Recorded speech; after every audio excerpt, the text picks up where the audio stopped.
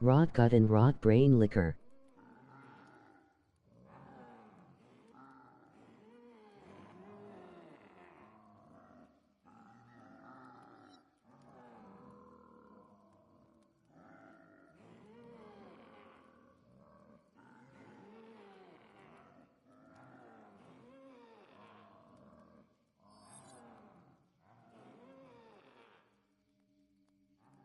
What up, doe?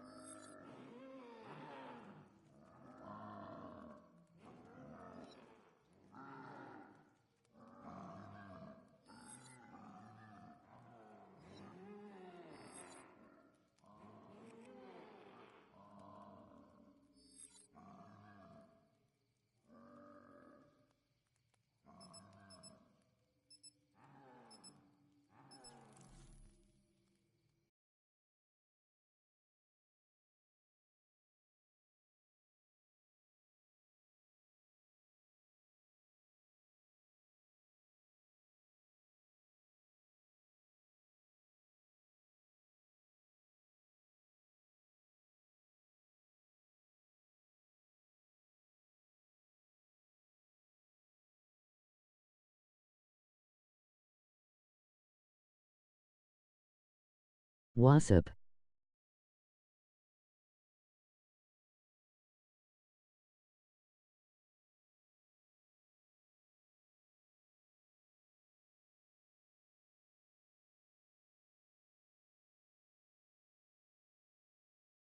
About to go live with BD family. Well, well, well. Looks like there ain't no power.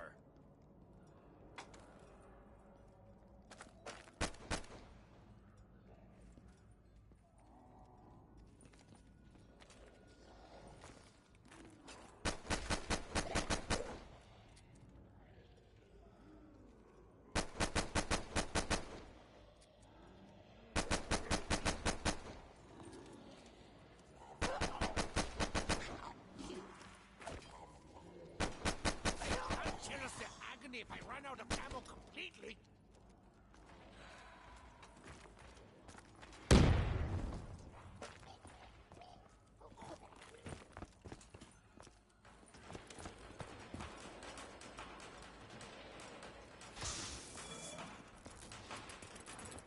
I have no ammunition.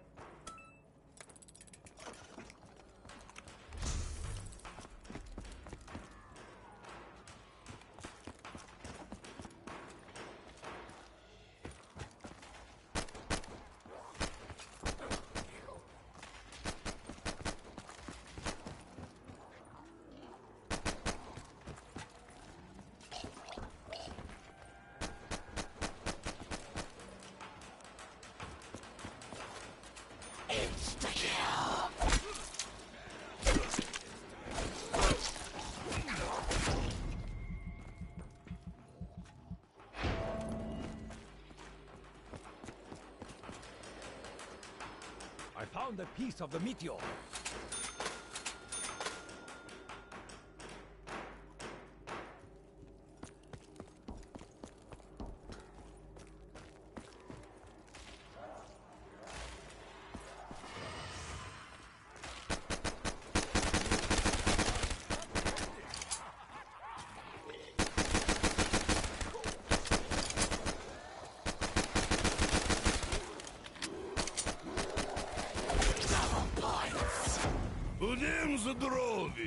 Let's stay healthy.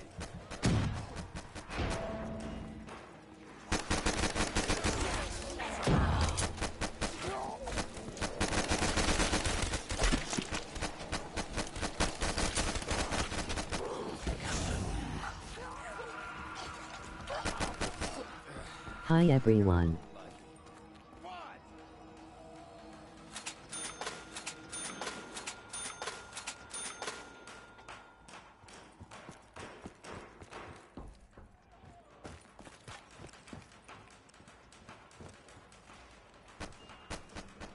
turn them into red mist.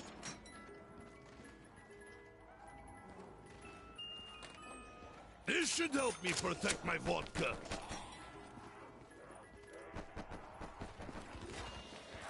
I hope they're ready to get a gun full of slugs. Hi Barbie. Oh, look at how shiny she is.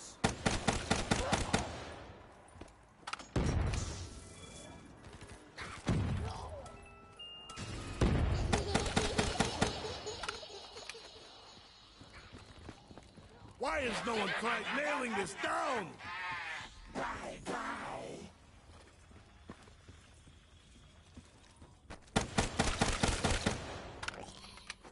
Double points!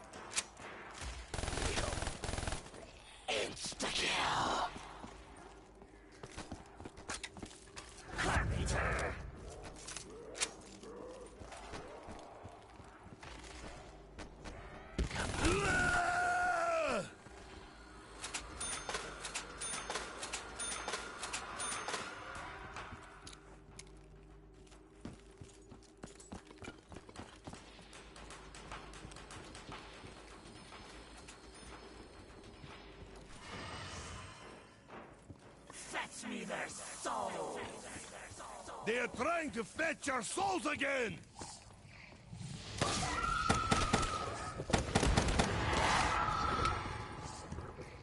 No soul for you! Inside!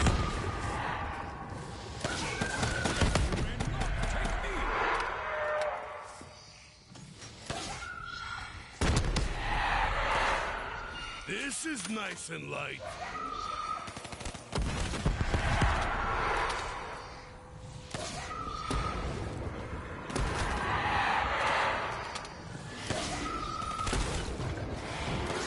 Also, what's all that noise? It's making my headache worse. Down, Suka! Die, hell dog!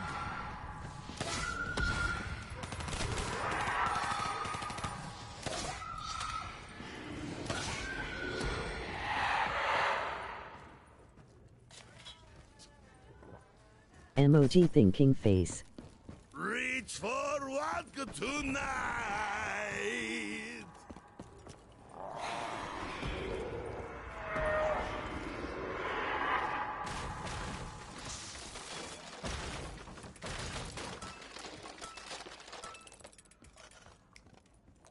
Max ammo!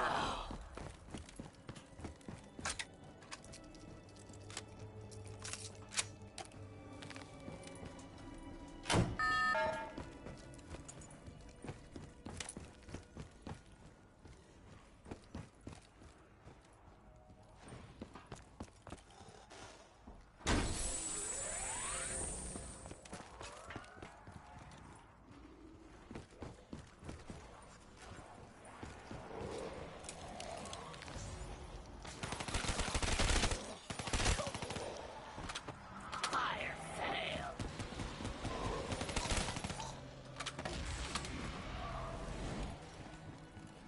7 Deadly Sins got roasted on his own show today. For 3 hours. Insta-kill!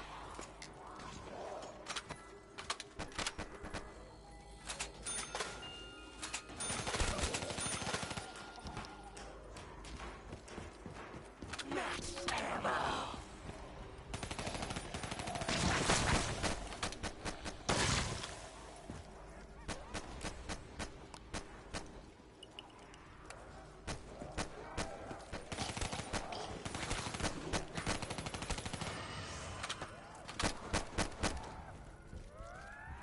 Korobe, okay. Not on this day, tormented soul.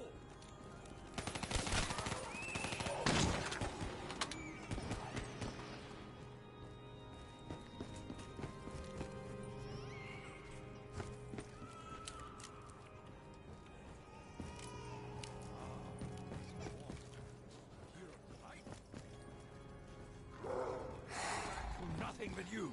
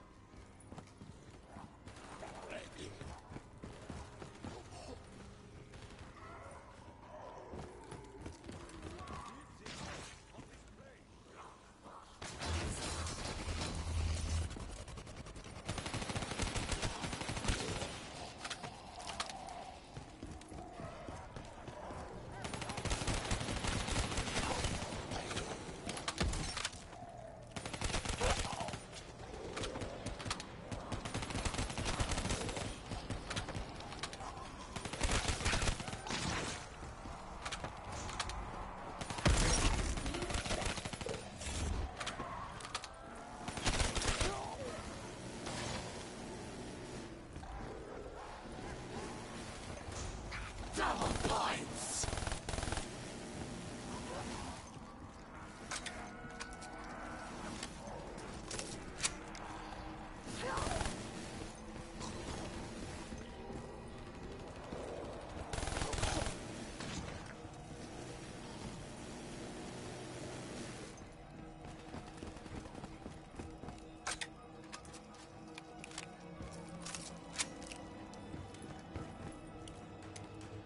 Hey, where is all the ammo at?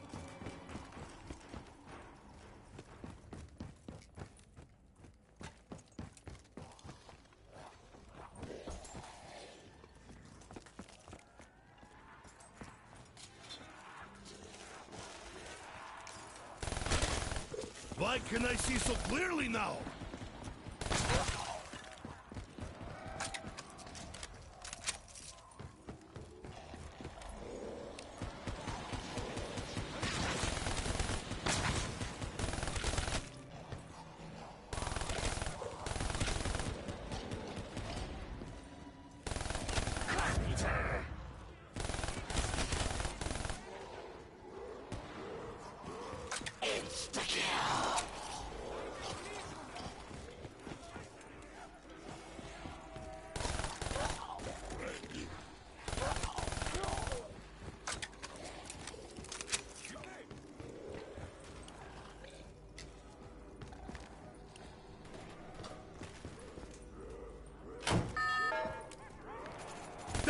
By the hand of Nikolai! Hey, the rhyme.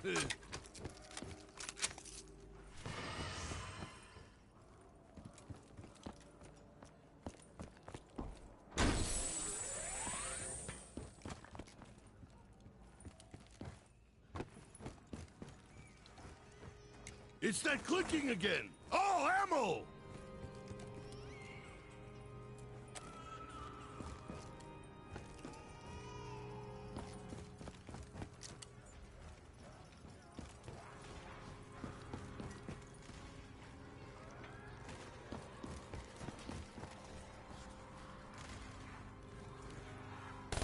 What's that smell? Maybe I shorted. Oh, you need to see the sunshine every once in a while. No.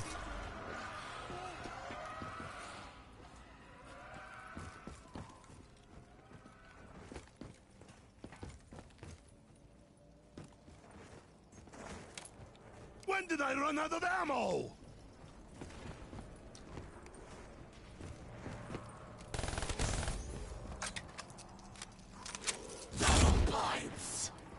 This is proper socialist reform.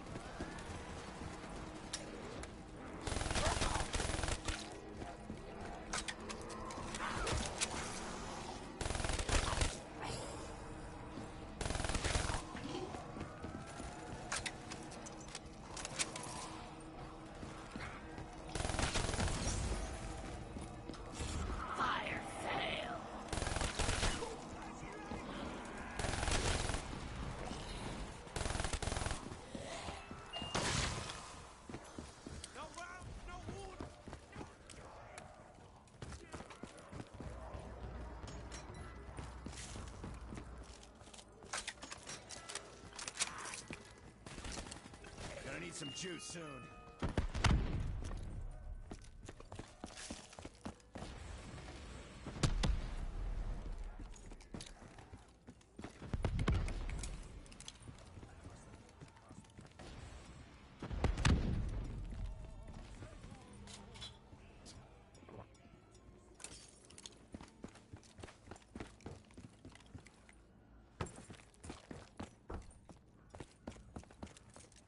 Fetch me their soul! Let's play fetch the grenade, demon spawn!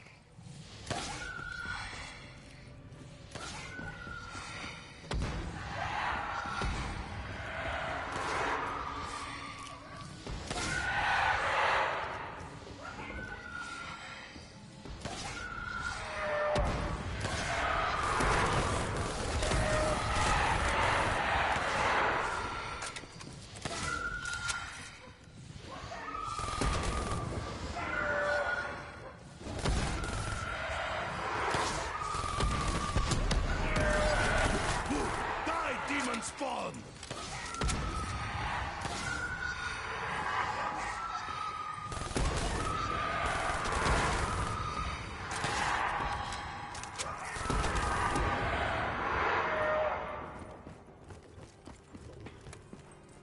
Why is no one caring about my lack of ammo? Why am I so heavy now? 70s and Tyra got blasted today on their own shows. The tide is turning.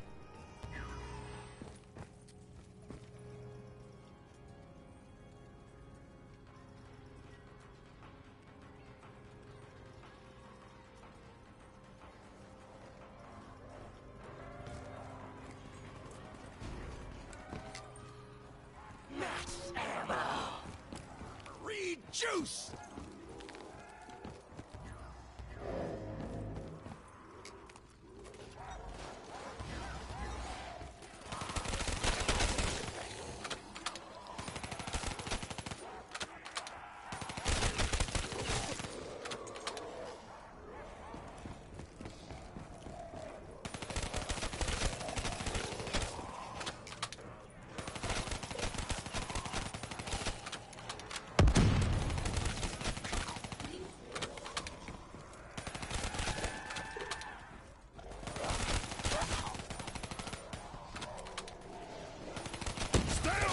From my vodka!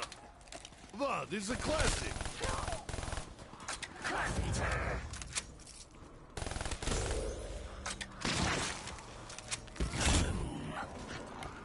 I drink to the nuclear bomb.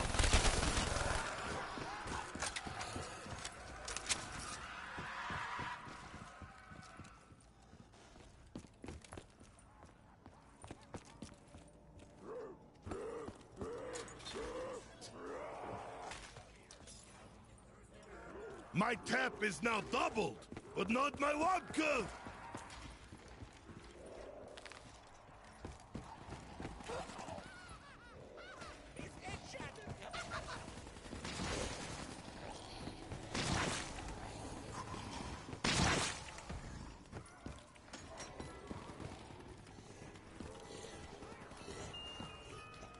A toast to a brilliant weapon!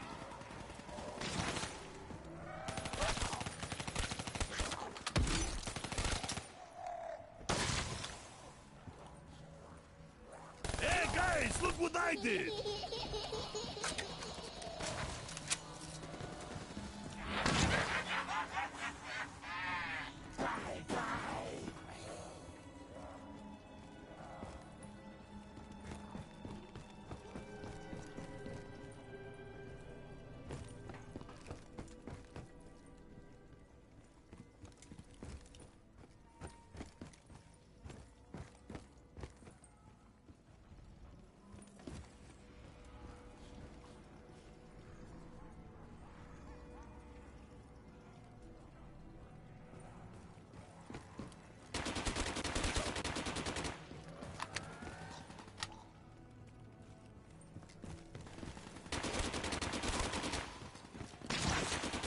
Oh, that smells disgusting.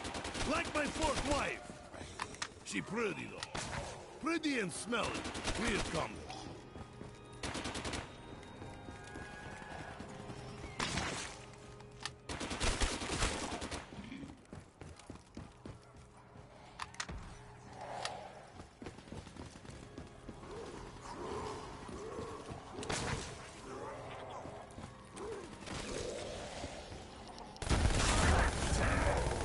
Oh, good.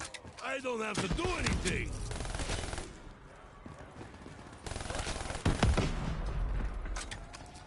Gotta get some more rounds.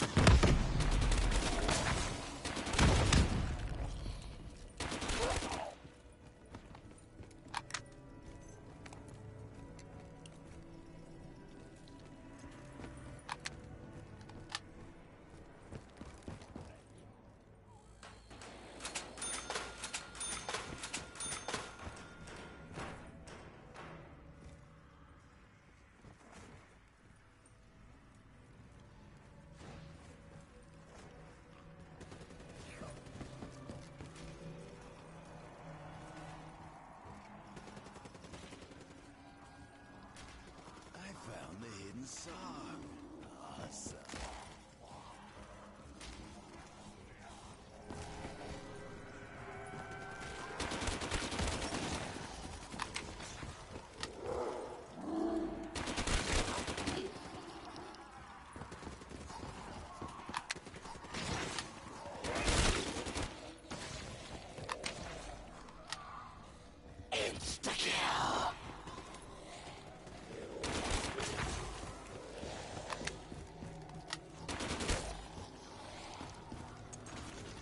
Feeling light.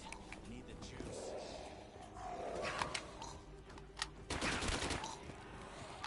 I'll drink to your death.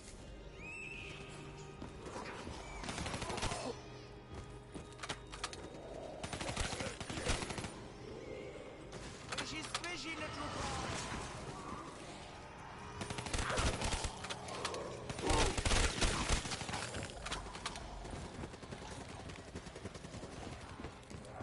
Hey, play! Drop the chips and get me some ammo! Double points.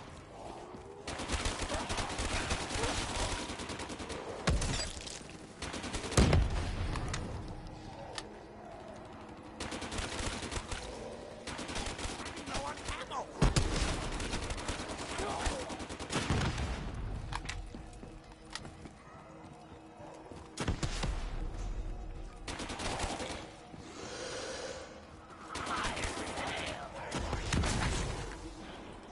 Blasted by who?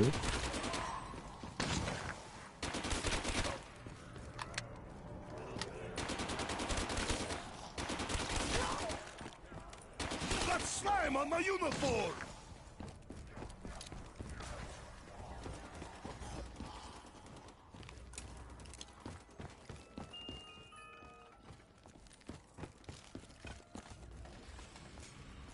Did Tyra get even go live today?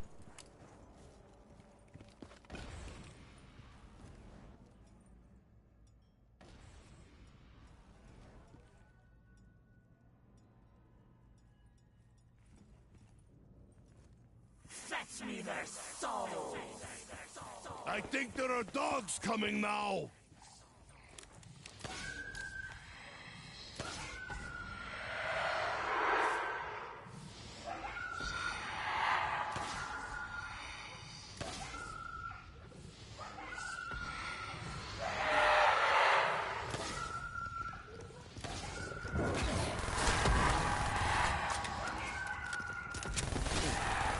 I got fur in my mouth!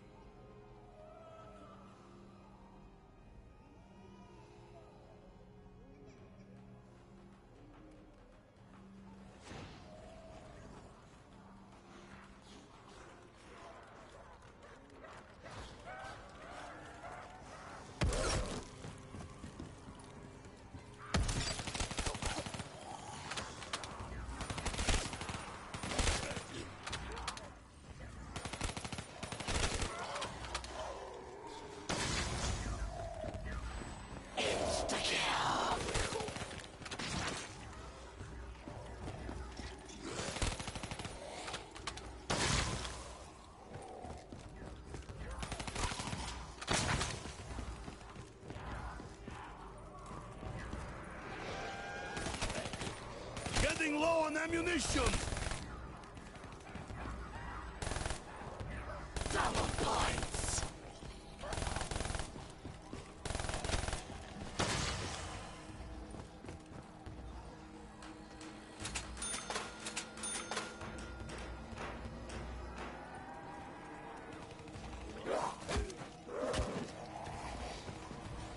So you're dead now, but you were dead before! Ah, fuck you!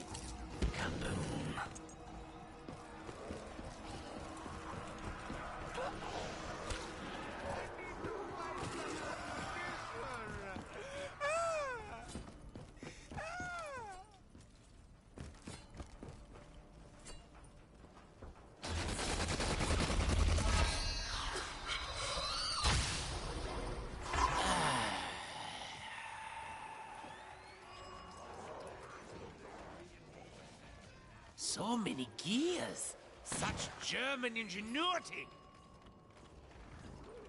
This better be good. It cost enough. Hurry, hurry, hurry, hurry, hurry, come on! Oh, I like, it's pretty!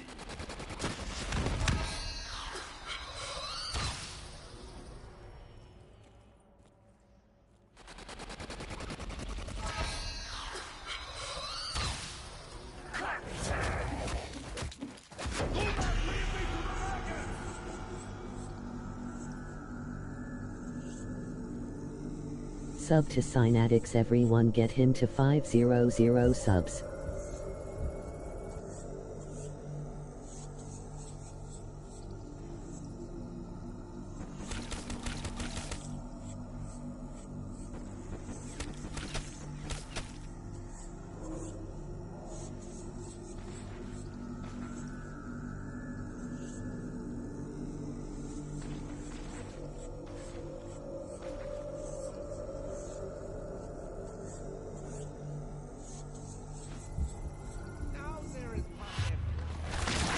URL Tyra the YouTube celebrity wants 1000 or a debate VicDamoane live 247, emoji happy tears, emoji happy tears.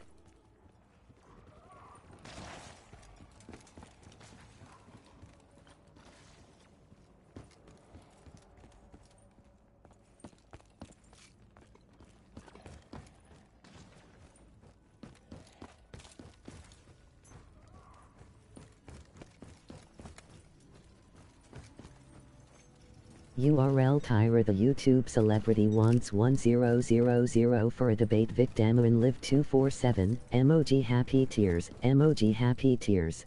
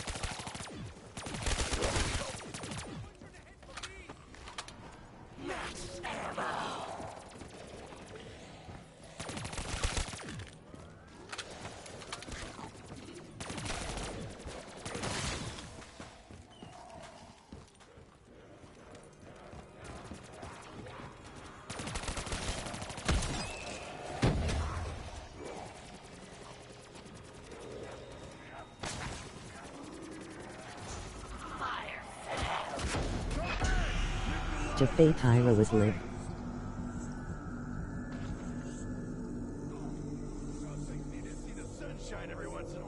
Tell him I said kiss my ass.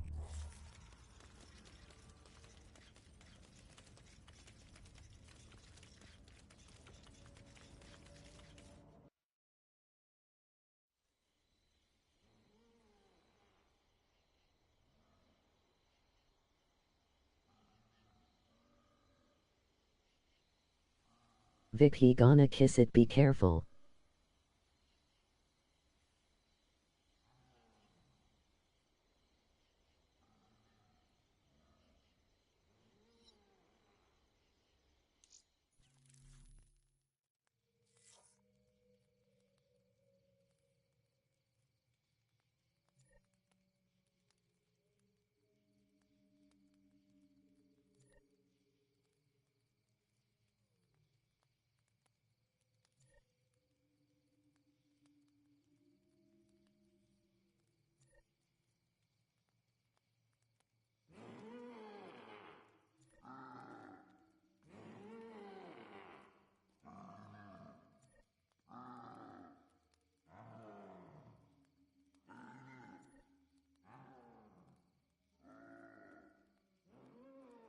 You can't talk to a YouTube celebrity like that. The army of VicDamoane 20 SMH.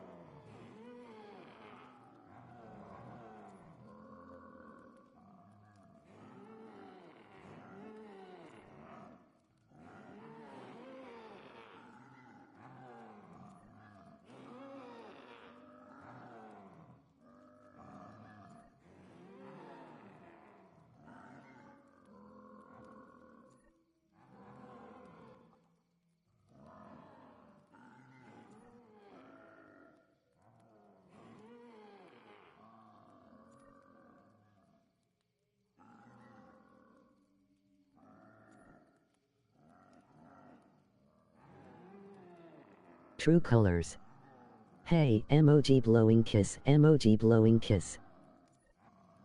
The Black Channel, emoji smiling face with open mouth and tightly closed eyes, emoji smiling face with open mouth and tightly closed eyes, emoji smiling face with open mouth and tightly closed eyes, emoji smiling face with open mouth and tightly closed eyes, emoji happy tears, emoji happy tears, emoji happy tears.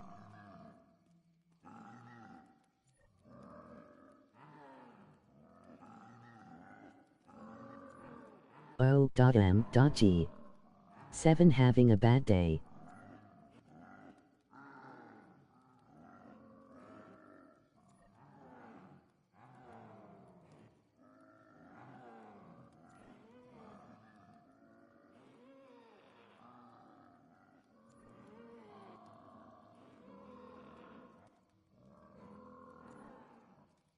Girl, it's OMG. What happened to 70s? Hey cherry baby, emoji red heart, emoji red heart, emoji red heart, how are you? Alright, people. Y'all can hear me on one side. I've just got to switch it over to the other side.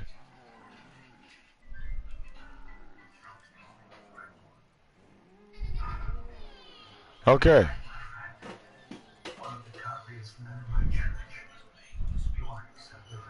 Alright, mic check. Yeah, okay. Okay, there we go. Okay, I'm good.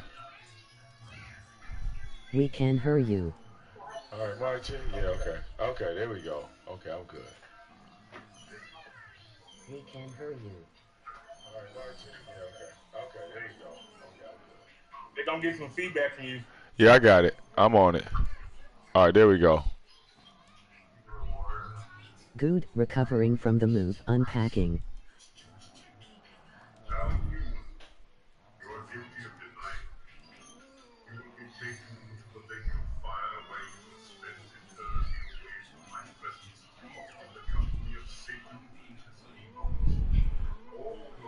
There we go. All right. Yeah, I'm live over here with Brother Derek right now.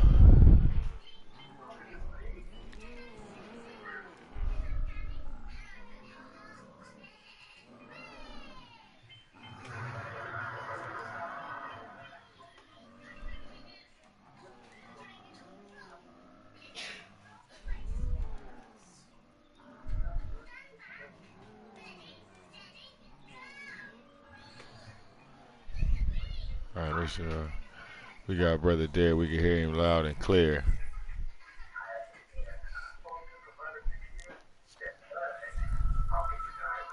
There we go. There we go.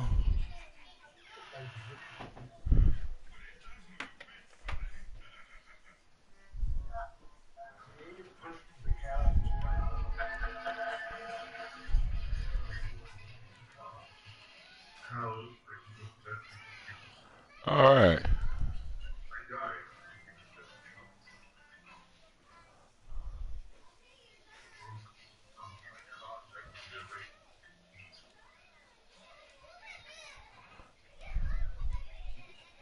I think we good. Yeah. All mics open. All mics working. Good shit. Okay.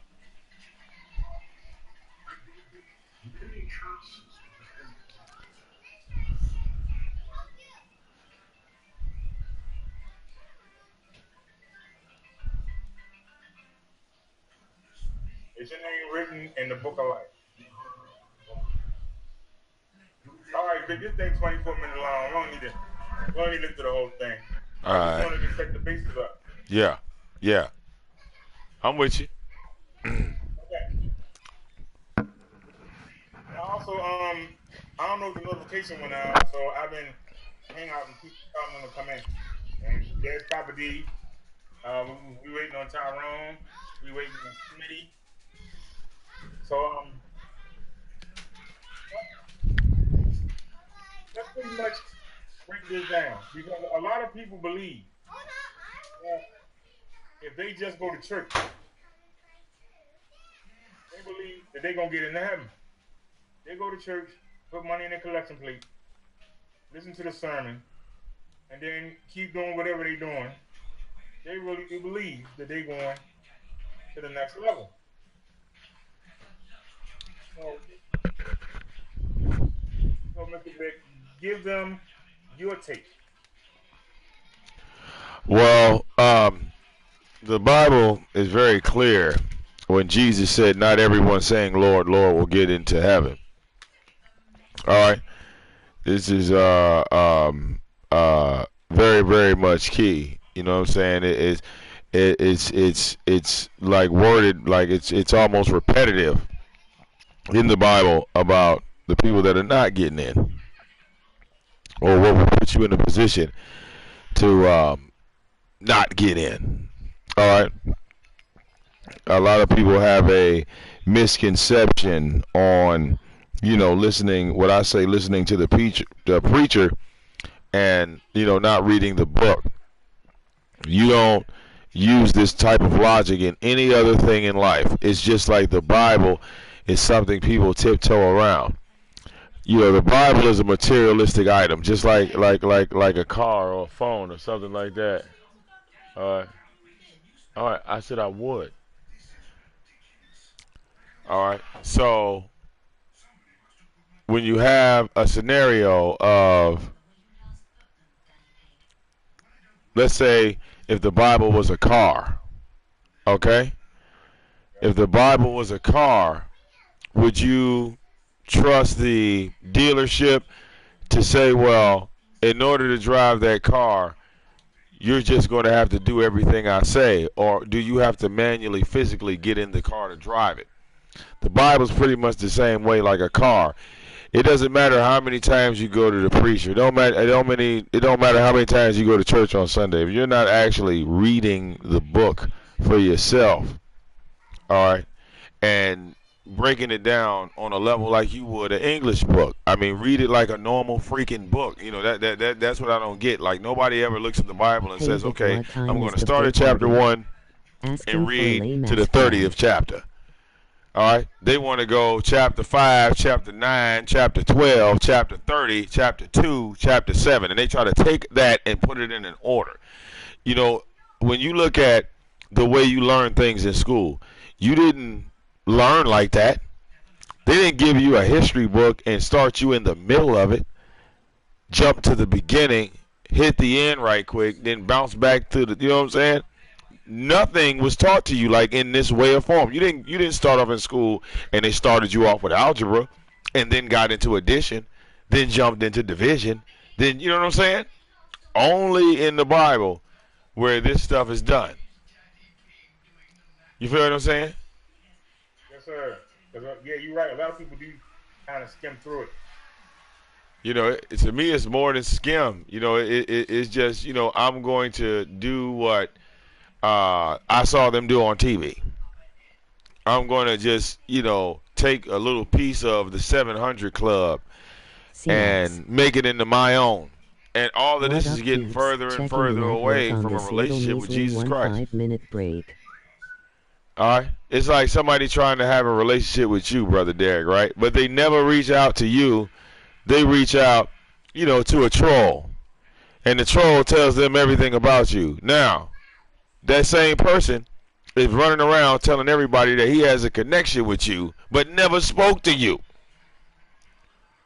Because he got all this information from a troll, and being that troll told him everything, that somehow makes him connected with you. Right. You see? Yes, sir. That's how the Bible manifests. I mean, like that's what even Jesus would call trolling. You run into a preacher, right? Even though the preacher might have read the whole Bible. He might have.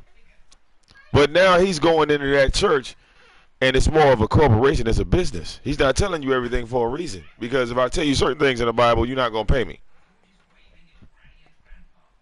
If I tell you certain things in the Bible, you are not going to give me money. All right? It's hard for a pastor to ask you for money if they read in the Bible and tell you that God didn't create money. You see? The fuck is always talking shit but never wants the church gets flipped on his ass. When you read about tithing, right? And tithing is in the Old Testament, correct? Everybody to pay him $1000. Okay, the Old Testament goes before Jesus Christ. All right. So they weren't tithing money because it did not exist. They were giving food. They were giving offerings. Okay, of flowers and things like that, right? Whenever you go into a church and you seen them take a collection plate and set it on fire as an offering to the Most High, because that's how you would have to do that. You'd have to take all that money in the collection plate and set it on fire. That would be an offering. That would be tithing. But you don't see one church setting no collection plate on fire, do you? All right. The American dollar, the European dollar, didn't exist when tithing was put in the Bible. Hey, Vic, hold on a sec. That should help you out somehow. That didn't take long. LOL, good If you call. want to stay in this chat, say hey. Give you some time to observe. Yeah, I got church keys in my background. You got a problem with that? It's called Sunday Sermon. You got a problem with that? Somebody said, look, wait, look, they said church pews in the background. Now look, here's the thing. That didn't take long is one of these people that have not read the Bible. Now look, primary example. See, look, I can look through your chat room and see who's doing what. You look at that, didn't take long, right? He's talking about the church pews. What did I just say about the preachers? If the preachers are corrupt in the church, why the hell are you worshiping the goddamn pews? G's saying that Brother Derek is disrespecting a piece of goddamn wood in the name of the Lord. That don't make no sense. Yes, anything in Brother Derek's background is not connected to the Bible. If you read the Bible, you would know that shit. You say that LOL. All right, didn't God say, "Do not create anything, any graven image of me or anything that's in heaven"? Right, that's what he said. So the real question is, how the fuck could Brother Derek disrespect God with anything in his background? Because none of that shit was touched by God. None of that shit in that background is holy. I'm sorry, it's just a backdrop. Don't. I mean, like, damn. They getting mad at the backdrops over here, I see. Hey, Chas. Like, it's just a backdrop. That's all it is. Okay, it goes with the theme of the conversation, but we are not worshiping the pews or the goddamn wall or the window or whatever the hell you see when you look behind Brother Derek. And once again, Brother Derek, here's a primary example of the people God don't want. Because see, when we have a conversation, you're gonna hear a bunch of people might type in the chat room, but they always say something outside the conversation because God don't want these people to hear the conversation. You see? That's how the system was designed. It was designed for separation. As Tyra from working in this palace, LOL. Like I said, God, yeah, you know, I say it all salt and no sugar, so that way, you know, you can't say I held you up. Emoji rolling on the floor laughing. Emoji rolling on the floor laughing. Ralph. You supposed to warn a woman when it's religion. Skipping the rest. Hey Shaq. Place. Oh yeah. My take on what he said was, this is called Sunday Sermon, and I'm trying to give the illusion that we are in church. Church is where people come, and he didn't say what kind of building, but a church is where people come to talk about religion, come together, talk about what God and Jesus wants us to do. Hey, how about this? Hey, Brother Derek, I got one better for you. What church did Jesus Christ go in? He didn't go in none. Right. Right, exactly.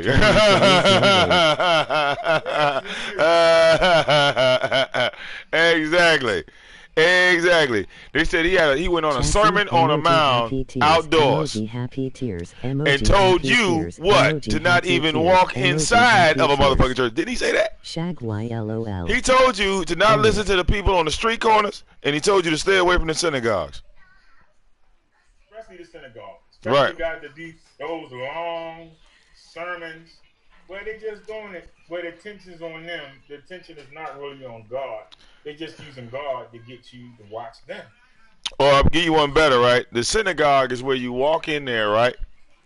And the guy, and like, you know, they have a lot. I see a lot of synagogues in Africa. And you walk into the synagogue, and the guy goes, "What is your name?" LOL, I ain't trying to weigh less And he's than like, "My name is 220. Ralph." All right. How long have the demon been inside of you? He'd be like, "Well, the demon's been inside of me for about 6 months." Come on out right now, demon. Come on out in the name of Jesus. That is a synagogue. When you walk into one of those places where the guy's saying, "I command you in the name of Jesus to come out of the man. I put the hands on you, touch you, and slap the shit out you," that's a synagogue. If you go to one of those, yeah, Jesus don't want you to go there. Shag, you know less weight the better. LOL. Frauds. Well, actually, Laughing Jesus Christ said crowd. all of them. Every last one of those people that does that is a fraud. There is no man that was selected in the 21st century to have God-like powers. Remember how I touched on earlier? I said, "Hey, bro, God stopped talking to the human race after Jesus Christ was murdered." How tall So are you, I Shag? don't get how these people who come As after long as the I'm death not of a Jesus fat ass, Christ I'm good think though, that God LOL. gave them some type of ability past Jesus. No, it don't work that way. That's that bubble Suck popper dick, right Shag. there. Shag, emoji All right, rolling it was on the never a floor conversation laughing. where Emoji God was like, rolling on "Okay, the you floor killed my laughing. son. Well, you know Emoji what? I'm rolling gonna on just the give all floor these powers laughing. to the next Emoji gen." No, rolling no, on the floor no. laughing. Emoji rolling on No, the no, floor no. You laughing. only fuck up with Escaping God arrest. once. He don't really give you a whole Paywall. bunch of opportunities to fuck up again. If that was the case, Moses would have never got killed. Shag is 6'2". God is LOL. very, very J. when it comes to emotions, God doesn't think like a human. It says we were made in His image, but we are not God. All right, God does not have a chip where you know He has all of this sympathy and compassion and all this other type of shit. He really don't. God will just cut your throat. God is like your granddaddy. Remember how your grandfather was? He was a mean motherfucker. Yeah, that's how God is. He love you, but he'll beat the shit out you at the same time and never say it out loud. He never tell you he love you. He'll die and never say he love you. Yet about 6 well, Just beat the shit out you. About a quarter Do it inch right, short, boy. LOL. Because I said to remember how God was in the Bible. When God gave out commandments, it was never explanations behind His commandments. He told Moses, remember, even when Moses tried to challenge him in the burning bush, he almost told Moses up. He was that close. I think Moses the only motherfucker in history that was able to say something. He was like, "Bitch, I will slap the shit out of you. You gon' do it. There ain't no, we sitting here discussing this. You are gonna go into Egypt and free my people. We ain't discussing nothing." You see what I'm saying? All right. I believe the reason that the excuse was that Moses threw down a tablet. I personally believe that God set that up because He didn't want to take those Israelites to the New World. Well, no, yeah, he started falling for the Israelites. He started falling for all they shit. There was no reason for him to keep Moses up there 40 days and 40 nights. You just left a cruel dictator in Egypt. How much you weigh, Ralph? Are you really 155? And then he drowned the chariots and the people. You wandering around, you mumbling. Shag, no LOL. Snakes and stuff to come get you because you're mumbling. All people just dropping off because they mumbling. I want some food. I want some meat. Where are we going? Well, no, the biggest issue. Yeah, but see, look, the biggest issue though, brother Derek, right there, the biggest issue. So LOL, it was a good joke though. 155. Well, no, what happened with the Israelites when they were freed? The issue between the people was, okay, just like the issues that you have in Baltimore right now with poverty. All right? You can imagine, all right, if the city of Baltimore all of a sudden had a Moses come through there, right? And say, we're going to take you away from all this poor shit. All right? Now, to take you away from the poor shit, you end up in the goddamn woods, LOL right? Monty OE. From the poor shit to the woods. When you get into the woods, motherfuckers go, you know what? I've been busting my ass. I've been, living in these streets of Baltimore my whole fucking life. All right? And Moses was living up here in the fucking tower with the king. Hey Montley, my POV. He lived the fucking king's life. While we service God every day and we suffered. This is the beef now of the people. Why is it that Moses can talk to God and not me? Because I've been the one praying to him. Moses didn't pray to him. Moses in there, kicking, eating berries, getting his feet rubbed in the goddamn palace with Pharaoh. His whole life. But we've been sitting down here at the bottom as slaves our whole life. This is some bullshit. So they started manipulating Moses. And Moses allowed himself to be manipulated. He showed God that he was not a leader. You feel me? So God told him in the Bible, he said, since you want to listen to these fucking spies, unless these idiots, 5'6" or smaller, LOL. your children will suffer in the desert for 40 years. Okay? Now, after God said that to Moses, the Canaanites came and killed Moses. 10. So Moses and the children of Moses were left without parents. They were left without anyone. God cut off Moses and those people so they couldn't manipulate anybody else. That's why they cut off, and that's why Moses went down with him, because God is very, very loyal, but he can also be very, very wrathful. All right? Everybody that God spoke to and gave a commandment that disobeyed him, they suffered great punishment. I was a steroid head back then, LOL. Think about it. Adam and Eve, the serpent, right? The generations after Moses, okay? And this fast forwards even to today. When you look outside your door, you see people suffering, right? The main reason why they suffer is because they chose to turn their backs on God. God didn't turn their back on them. That's a choice they made. So while they sitting there suffering, all right, out feels great. and sitting there, at the bottom, all right, if they find Jesus, and I mean, you got to look for Jesus. Jesus ain't just gonna pop up, man. He's not that easy. He's not that easy to find. People just say, well, just say this, do this, and Jesus will come. That's a lie. All right. Jesus will reveal himself to those that he has chosen. Real talk. You see what I'm saying? You call on the name of Jesus all fucking day. If you look in the Bible, in the story of Lot, Satan said to, the story of Job. Satan said to Job, he said, call on somebody and see who shows up. And that's what you had. All right? Who's going to show? Who will you call to? And this is before Christ came. When the story of Job came out. Before Christ came. That's why Satan said to him. Satan said, hey, man, call out to somebody. See who's going to come. See who's going to show up. And you look now, it's the same thing now. Satan, he ain't got to say that no more to the people. The people are saying that for him. It's like, you put a message out there 2,000, 3,000 years ago. Now it's on autopilot. You see what I'm saying? That message is on autopilot because now you got the people saying, call out to Jesus and see if he show up. They repeating that same rhetoric that Satan did in the Old Testament. And they don't even realize they saying it. They never read a Bible a day in their life, but they are saying the words that are in the Bible. Ain't that crazy? That's what makes it so insane. But yeah, and like on the element of Judgment Day, when it talks about fire and brimstone, I was telling Brother Derek earlier, I said, we're going to bring this to YouTube Airways. We're going to get flagged down, but, right, to hell with it, right? Look, okay? When it talks about,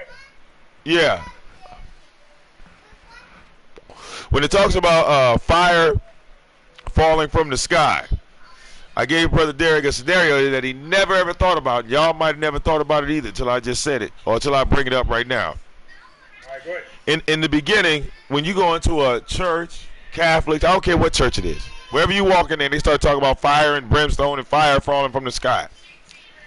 You never thought of it on a logical scale, all right? Because the man that wrote Revelations says that he saw fire falling from the sky. If you fast forward into 2018, fire falling from the sky could be a freaking missile or a rocket or a bomb. It would look like fire falling from the sky. Now, where do they fight at? Where do they have wars at? They have them in Iraq and Iran and Syria and Kuwait, all these places, Israel. These were the holy lands according to the Bible.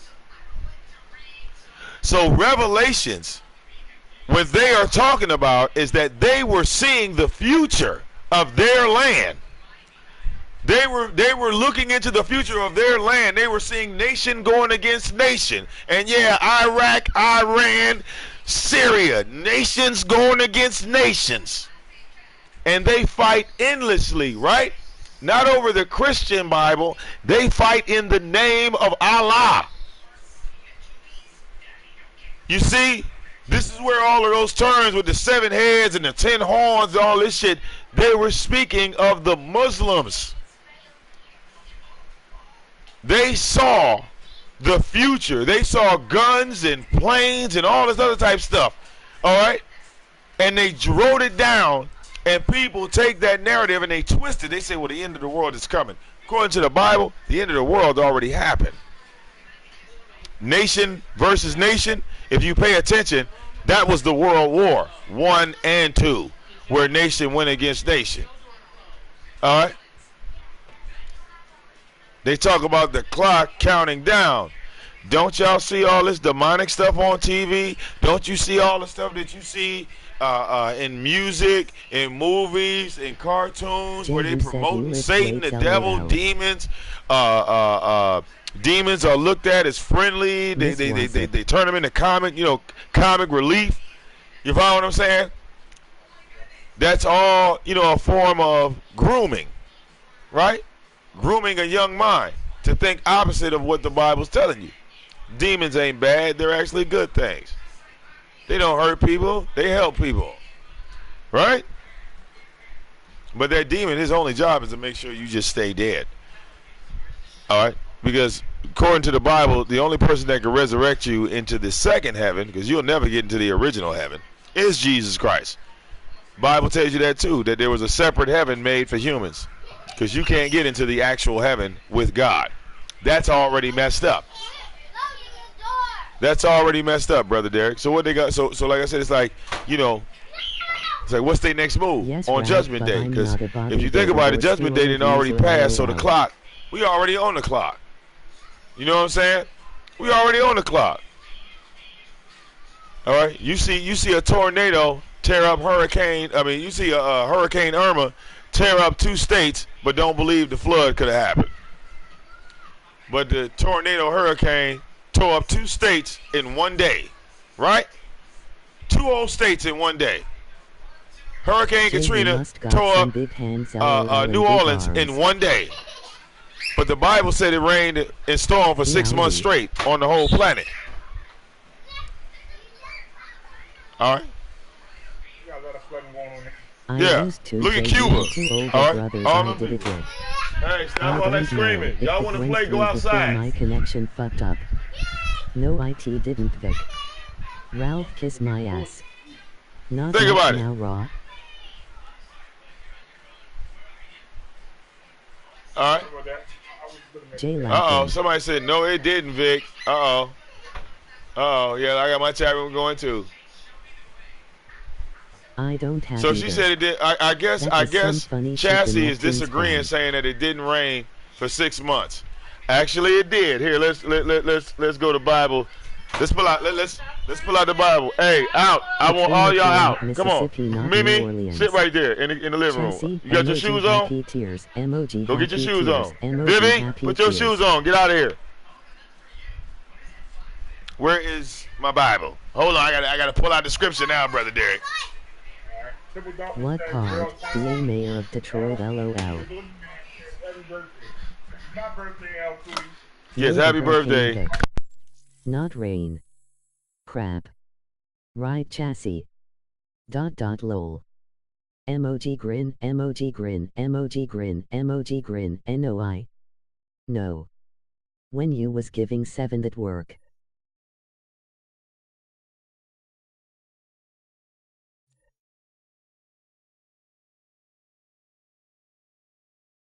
The levees broke.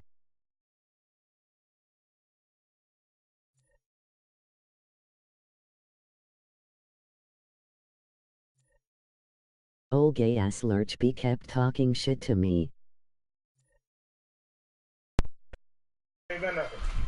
Alright, look, don't fall for the troll bait. People leave, go, stay, come. You know, hey, they ain't gonna call in, they ain't gonna talk.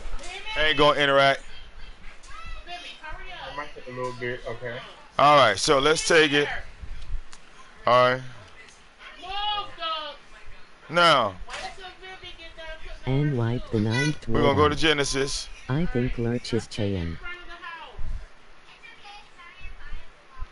Alright,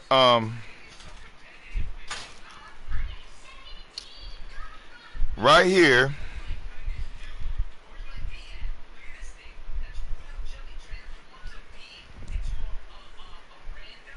In blaming all this on Ralph.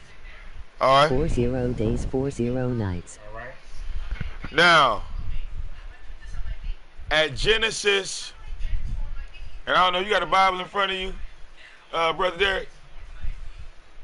No, I've been online. Alright. Okay, so.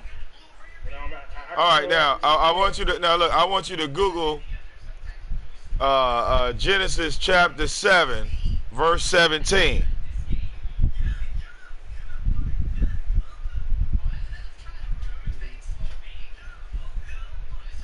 Chapter 7? Chapter 7, verse 17. What does that say?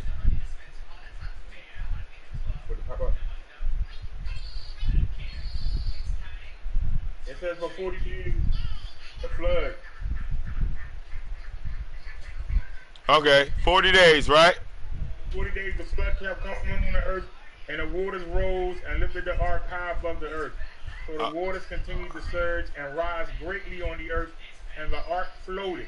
Okay. The surface of the water. All right, now I want you to go to chapter 7 and then go down to verse 24. What does 24 say? Which one? 7:24. Go down. Same chapter.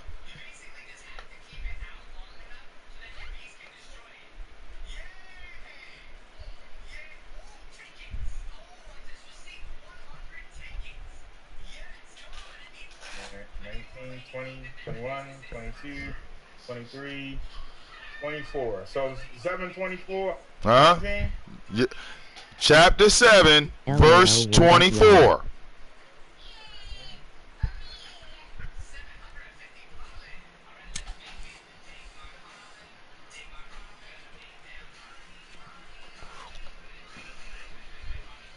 Show me 23. Why it's not showing 24?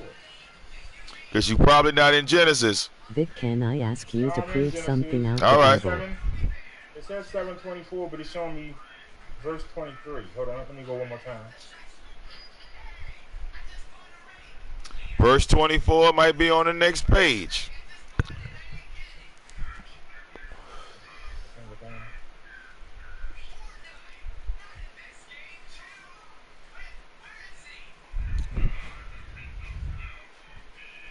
Vic holding a Bible study. I hope Chassie found that. Chassie, did you find that? Chapter 7, verse 24, Chassie. What's that say, Chassie? I want Brother Derek to pull it up too. What's it say? We got the 40 days part out of 7:17. But what does 7:24 say? Brother Derek got to Google Genesis chapter 7, verse 24. I don't know what he's pressing over there, man.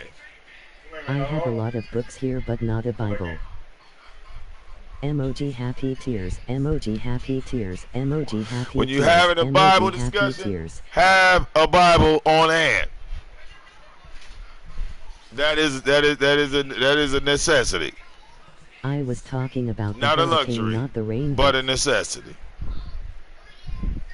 So we all gonna learn something. Brother Dick about to learn something today too. Genesis chapter 7, verse 24. See, the Bible is a great book.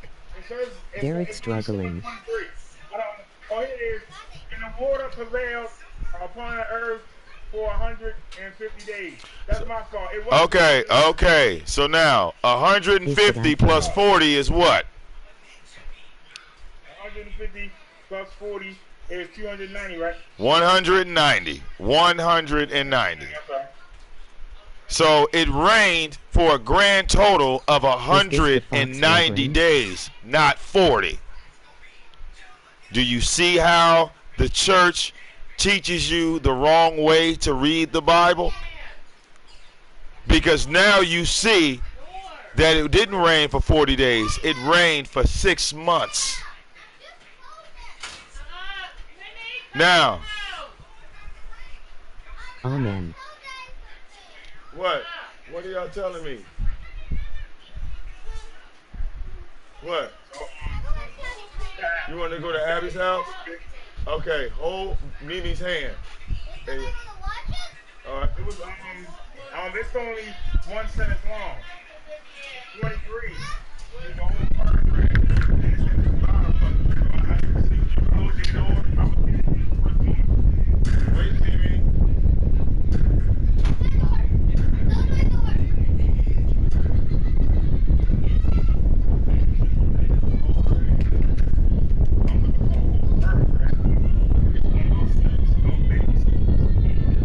Wassup thick.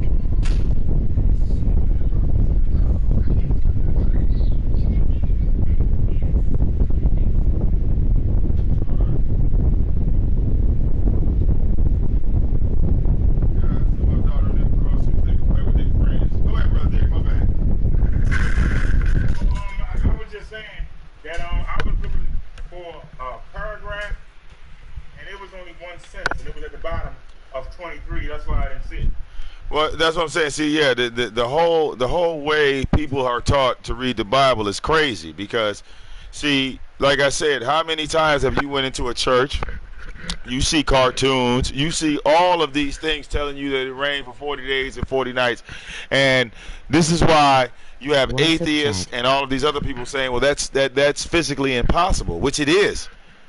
You can't flood the world in 30 days. It's physically impossible. But if we push a message falsely against the Bible, it's easier for the non-believers to break it down because people are not telling the truth about what's actually in the Bible, what it's actually saying. All right? Logic would tell you that it would take more than Hey! Okay. Go ahead, play. I'll play around the house then. Stay on the porch. You see? A lot of these things in the Bible are not being told the right way. So there is a detachment. There's a big detachment because of the miseducation of what the Bible actually says versus what the preachers say, versus what you were told by your mother and your grandmother. You feel what I'm saying? It becomes a different scenario. What's up, man? See? All right. So, Vic, you got the Bible open? Turn to Romans 14, 10, and 12. Yeah, Romans 14, 10, and 12. While you're looking for it, I'm going to read it so the people can follow along and get their own ideas. But you, why do you judge your brother? Or you again, why do you regard your brother with contempt? For we will all stand before the judgment seat of God. For it is written, as I live, says the Lord, every knee shall bow to me, and every tongue shall give praise to God. So then, each one of us is given a of himself to God. Now, you have to understand, right, Brother Derek? Because you have the book of Romans, right? And if you look at the book of Romans, You know, the very first book in the New Testament is the book of Matthew, right? All right, these books all connect together. Boo boo, hush up. These books all connect together. All right, while you got your fingers still on the book of Romans, I want you to go to the book of Matthew and read what it says in the book of Matthew, chapter 7, verse 1.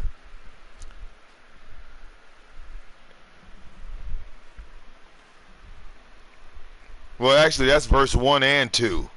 Actually, The Bible was okay, but the sequel was better. that's verse 1 and 2. Book of Matthew, chapter 7, verse 1 and 2. Okay. 7 and 1 and 2. Uh-huh.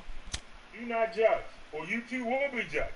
For in the same way you judge others, you will be judged.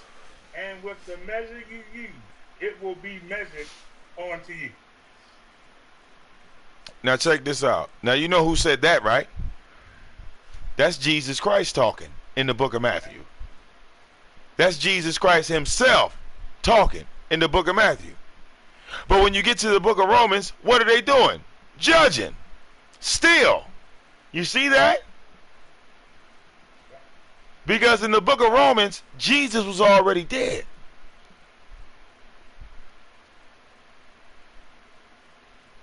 So you have the brother asking another brother, why are you still judging? Well, hell, look, Jesus himself told you not to judge. That was a commandment from Jesus Christ himself. Told you not to do that.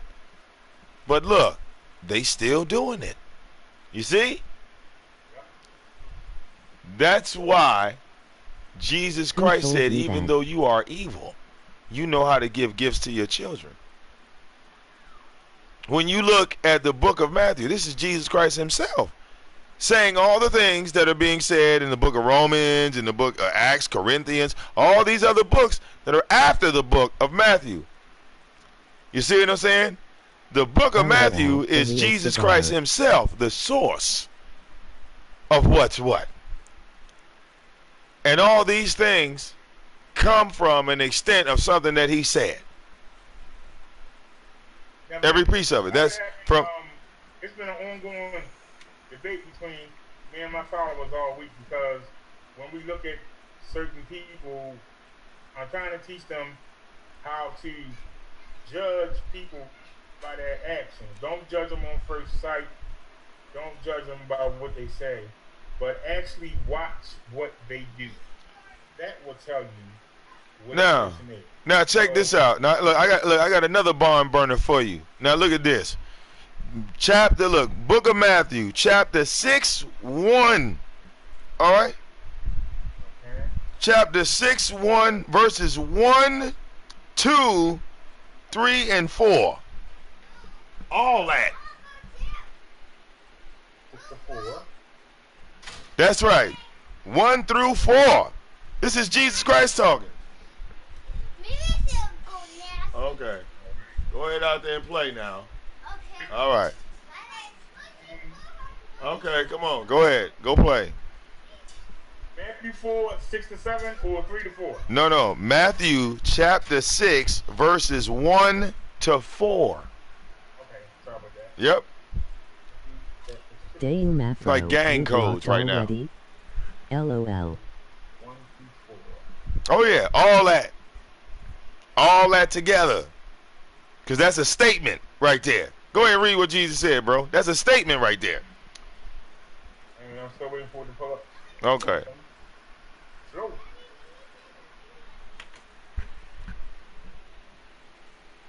That one, go play.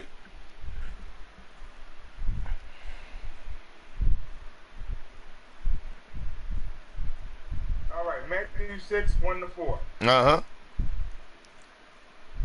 Take heed, ye, do not your arms before men, to be seen of I them. want to believe in the Bible, but without it, the world would be in anarchy.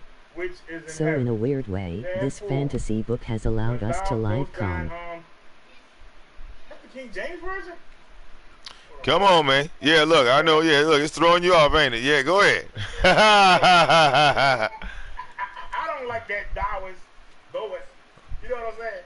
Okay, well look, you can look. You don't have to pick. Wait, listen. You don't have to pick a King James version. Go to contemporary English. Go to another version.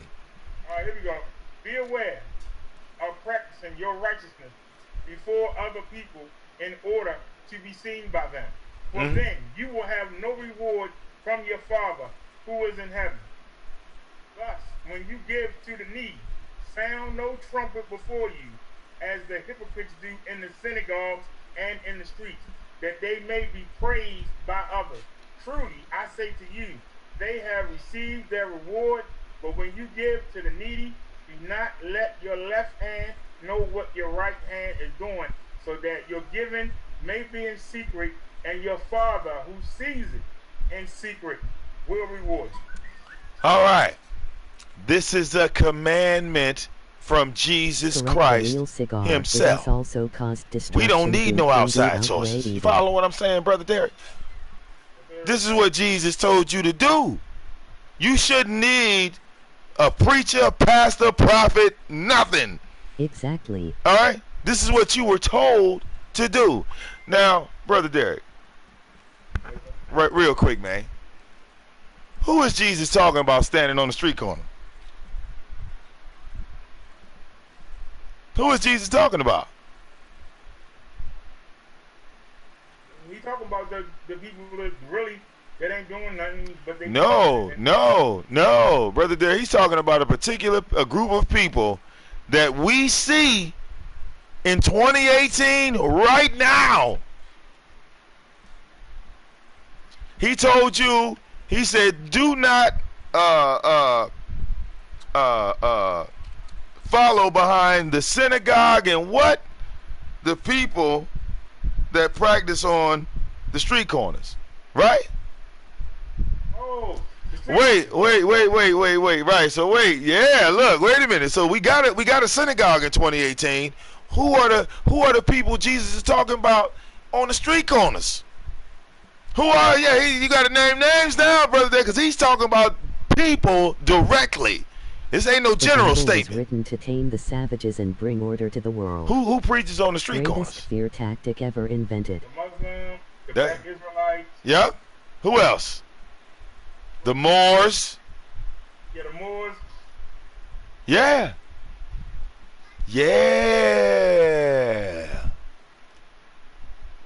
Jesus told you not to fuck with any of those people. That's what he said. You see that? That's why the Hebrew Israelites don't believe in the New Testament, or they just say, well, that was written by the white man.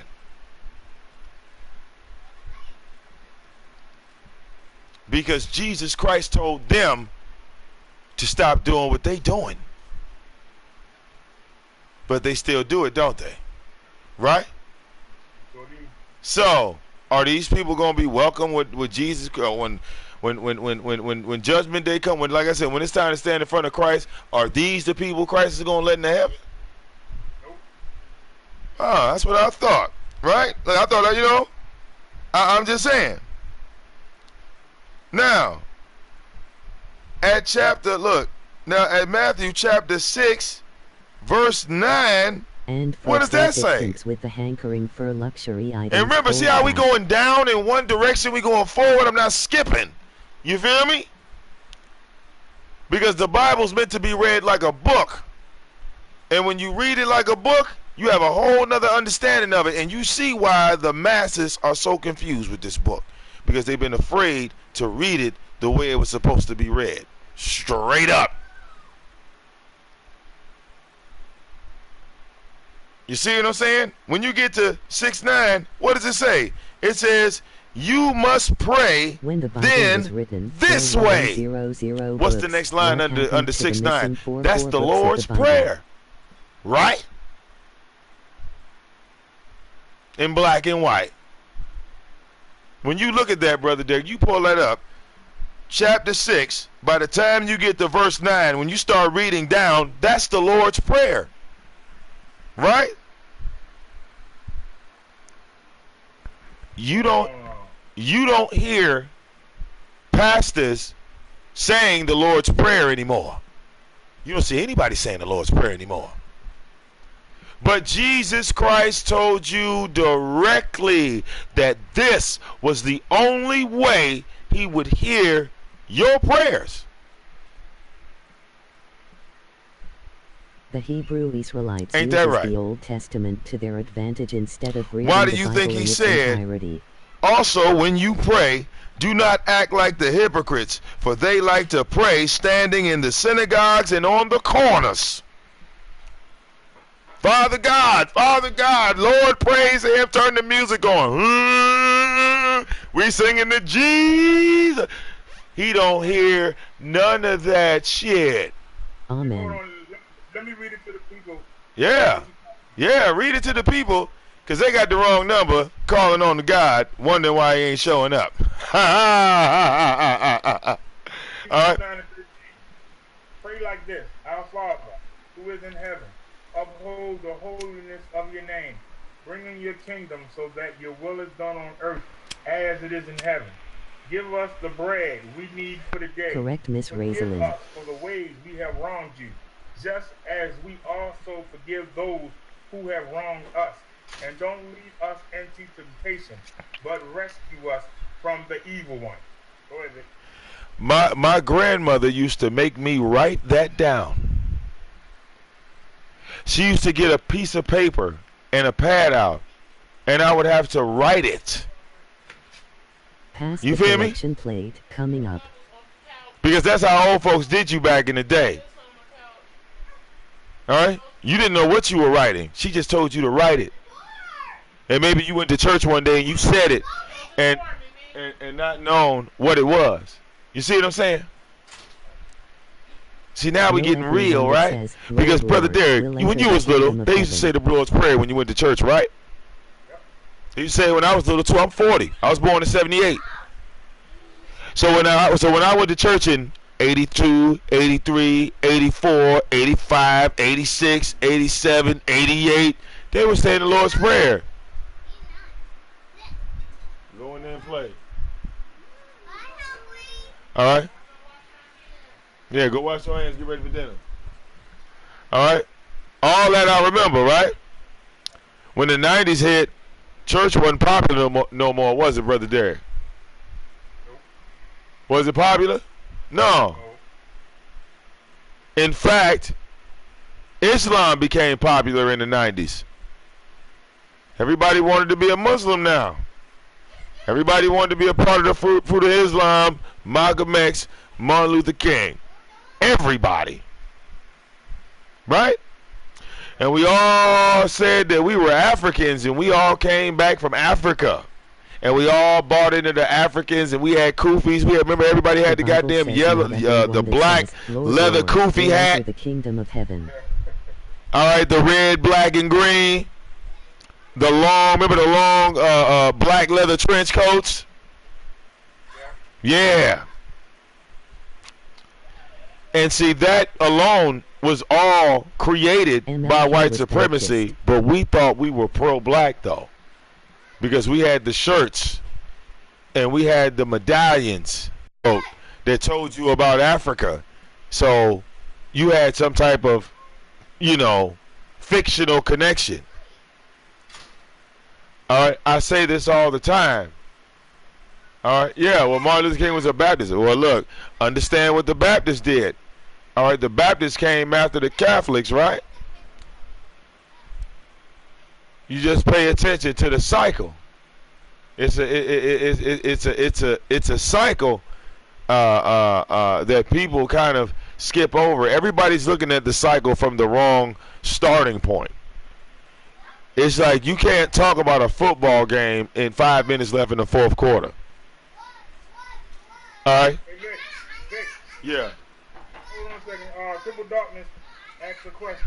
He said, ask Vic, do he got... There was the Hebrew Israelites and the 5 percenters. Do I have... Wait a minute. He said, ask Vic. I'm looking at your chat room. It's the last one from the bottom. Ask Vic, do he have the holy... what the hell? What the hell is that? All right. He's talking about... All right, look. He's talking about biblical related writings. That's what he's talking about. All right. I was going to touch on a couple things. Look, brother Derek, would you like me to send you a square white man? All right. Hey, look, when you put that word in the Google triple darkness, you should see all the things you get that relates to it. All right. They even have their own cartoon. Does that look anything related to the Bible? I don't think so. So no. All right. Now, Yeah. it says, forgive us for the ways we have wronged you. Yes, as we also forgive those who wrong us. I want to make sure that the people hear that. Forgive us for the ways we have wronged you. We have things we've done wrong in your eyes, God. Just as we also forgive those down here on earth who have wronged us. If you do not have this in your spirit, if you are holding contempt and hate for someone that's done something to you, I'm not saying let them back in your life. I'm not saying support them. I'm not saying put any of your time into them. But if you are holding hate in your heart for someone that's done something to you, how can you ask God to forgive the things that he sees as hateful that you do every day? So we got to learn how to forgive each other. Even if they've done something foul, we got to learn how to forgive each other. Now check this out. Now look. Now this is where it gets spooky, right? This is where it gets spooky. Matthew chapter 7, verse 7.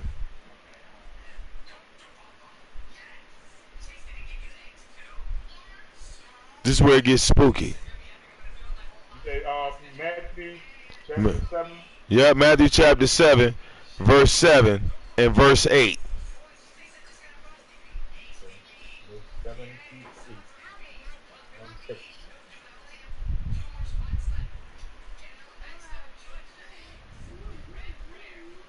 And it shall be given you, seeking ye shall find. Hey, Vic, I'm getting some background on. Okay, I don't know where that's coming from, but yeah, you should start right there. It says, verse 7, chapter 7, keep on asking and it will be given to you. Keep on seeking and you will find. Keep knocking and a door will be open to you. Verse 8 is, for everyone that asking receives, and everyone seeking finds, and to everyone knocking it will be open. Indeed, which one of you, if son asks for bread, will hand him a stone? So Jesus Christ is telling you at that particular point, all right, if you really are down with Jesus Christ, keep on asking.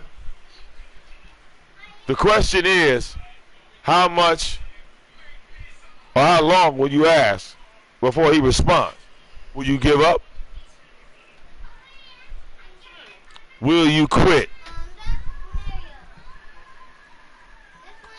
Because it don't say right there to quit asking.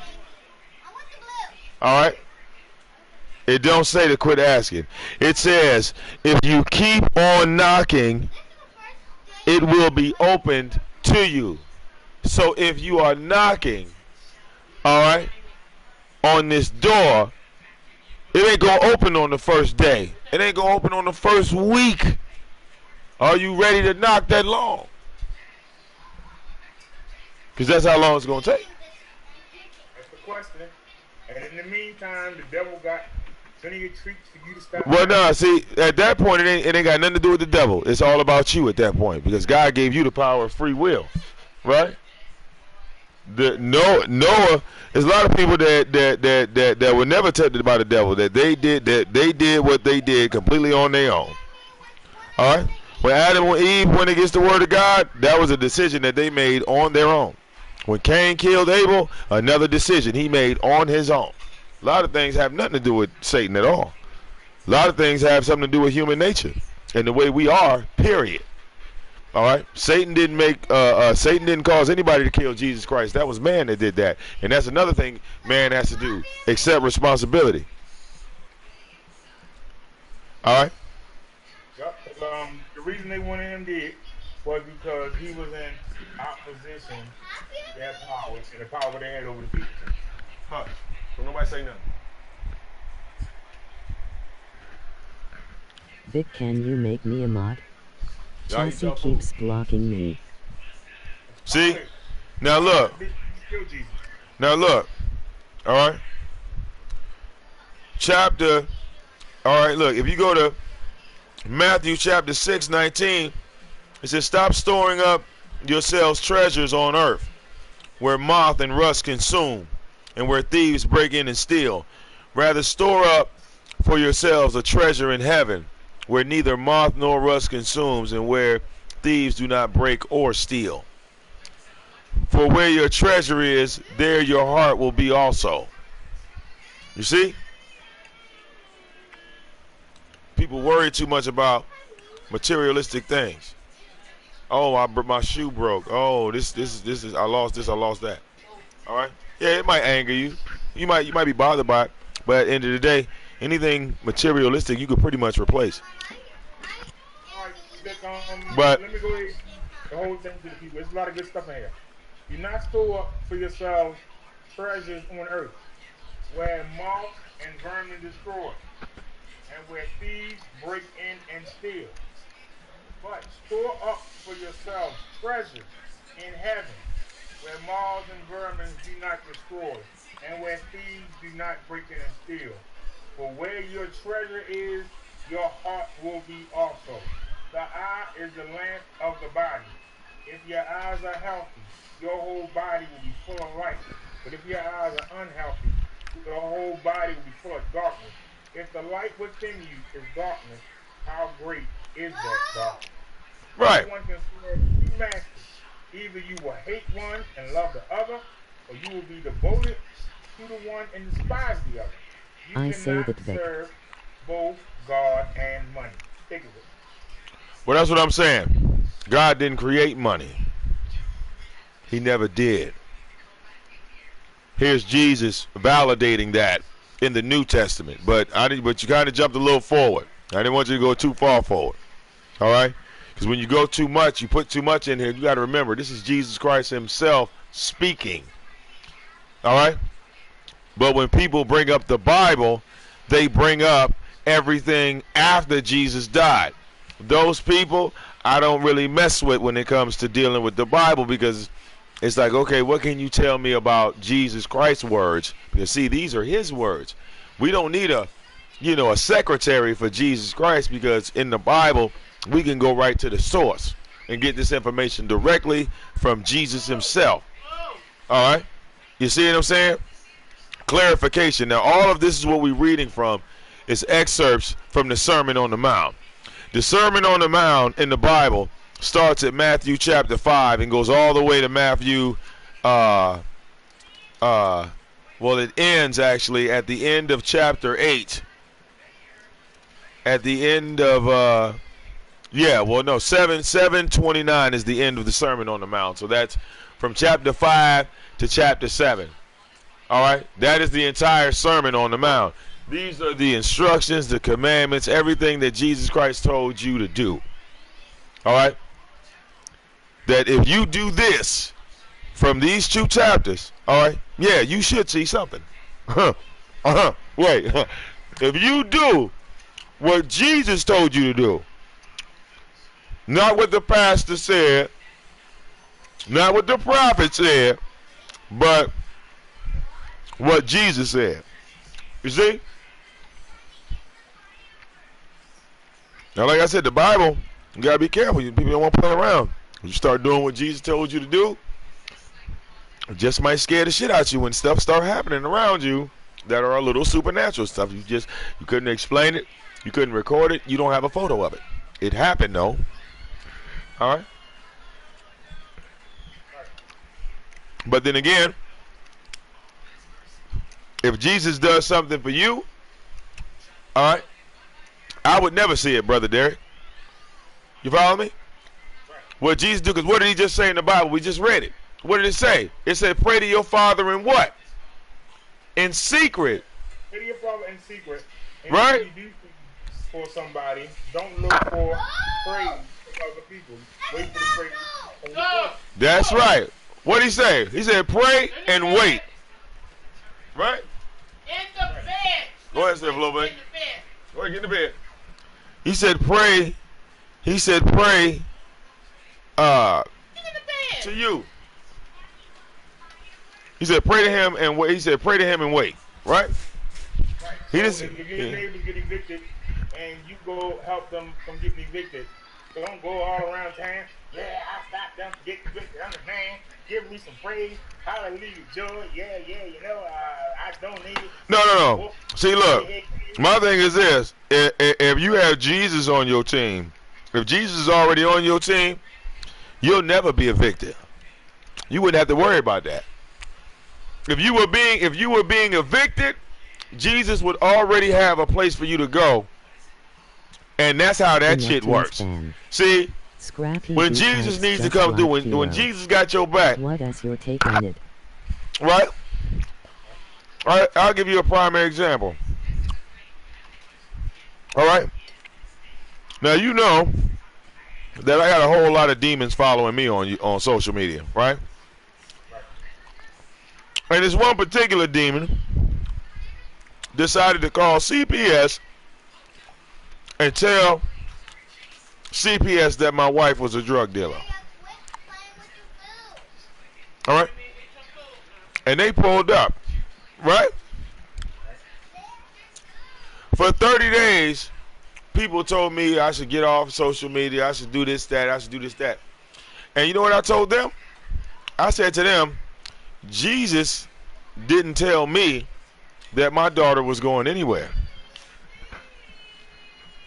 So, I continue to do my shows. I continue to do what I wanted to do, right? And what did they say? They said that the system, you know, that Bible talks about that system. It said that the system was going to come in here and cause a divorce, turmoil. We was going to lose the house and my daughter, all this, right? And you had multiple demons promoting this message, right? So I said, well, if nothing happens in 30 days, then I guess we could say Jesus came through, right? And on the 31st day, I get to go at all of y'all that are non-believers, right? I'm going to give you your 30 days to say do whatever you want to do, right? And I did. But on the 31st day, what happened to all of those namesayers? They all disappeared. All of them. It was a shame.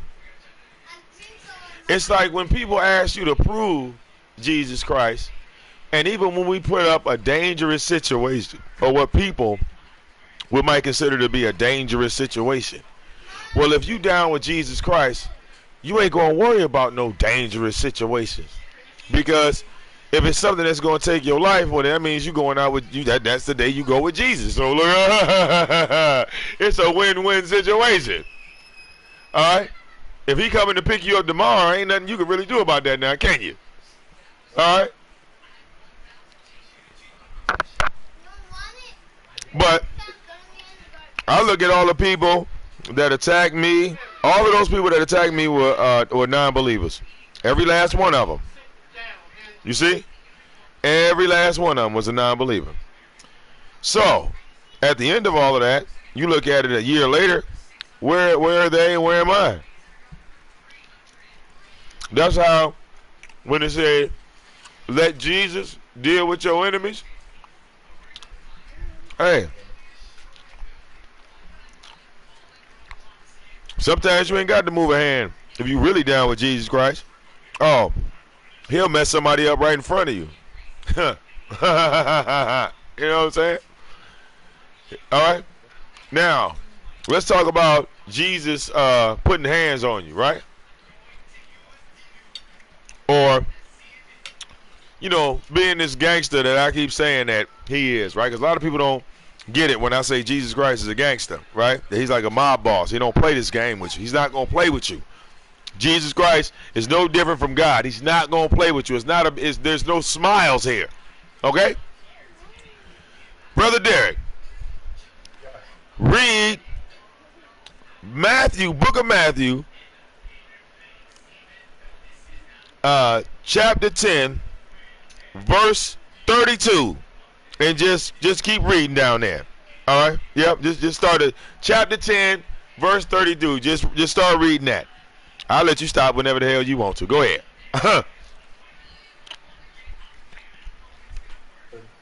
This is Jesus Christ talking again. Jesus called the 12 disciples to him. No. Matthew chapter 10, verse 32. Oh, verse 32. Okay. Whoever acknowledges me before others, I will also acknowledge before my Father in heaven. But whoever disowns me before others, I will disown before my Father in heaven. Do not suppose that I have come to bring peace to the earth. I did not come to bring peace but a sword. For I have come to turn a man against his father, a daughter against her mother, a daughter-in-law against her mother-in-law. A man's enemies will be the members of his own household. Anyone who loves their father or mother more than me is not worthy of me. Anyone who loves their son or daughter more than me is not worthy of me. Whoever does not take up their cross and follow me is not worthy of me. Whoever finds their life will lose it, and whoever loses their life for my sake will find it. Anyone who welcomes you welcomes me, and anyone who welcomes me welcomes the one who sent me. Oh, okay. Okay. Now check this out. Hold on. All right. Now, would you say that was confusing, or would you say that was direct? That was to the point. Yeah. Right. You can't say you didn't understand what he said. That's direct. Okay. So wait a minute. He said, whoever disowns Jesus Christ, what happens to them? What happens to them again? You see where it said that? What? Matthew 10, 32 and 33. What does that say? What them two scriptures say right there? That's some deep shit. Matthew. Acknowledge me before others, I will also acknowledge before my Father in heaven. But whoever disowns me before others, I will disown before my Father in heaven. Right. And then right there, what he says, he said, do not think I came to bring peace. Right? I came to bring a sword. I came to bring a sword. And put what against who? Man against his father. Yeah. Daughter against his mother. Daughter-in-law against her mother-in-law. A man's enemies will be the members of his own household. One who loves their father or mother more than me is not worthy of me. Anyone who loves their son or daughter more than me is not worthy of me. All right, now stop right there. Now stop right there. All right. If you love your mother and father more than Jesus Christ, you don't get into heaven. If you love your son and daughter more than you love Jesus Christ, you don't get into heaven. You love your car or house more than Jesus Christ. No. Cars and houses didn't exist back then.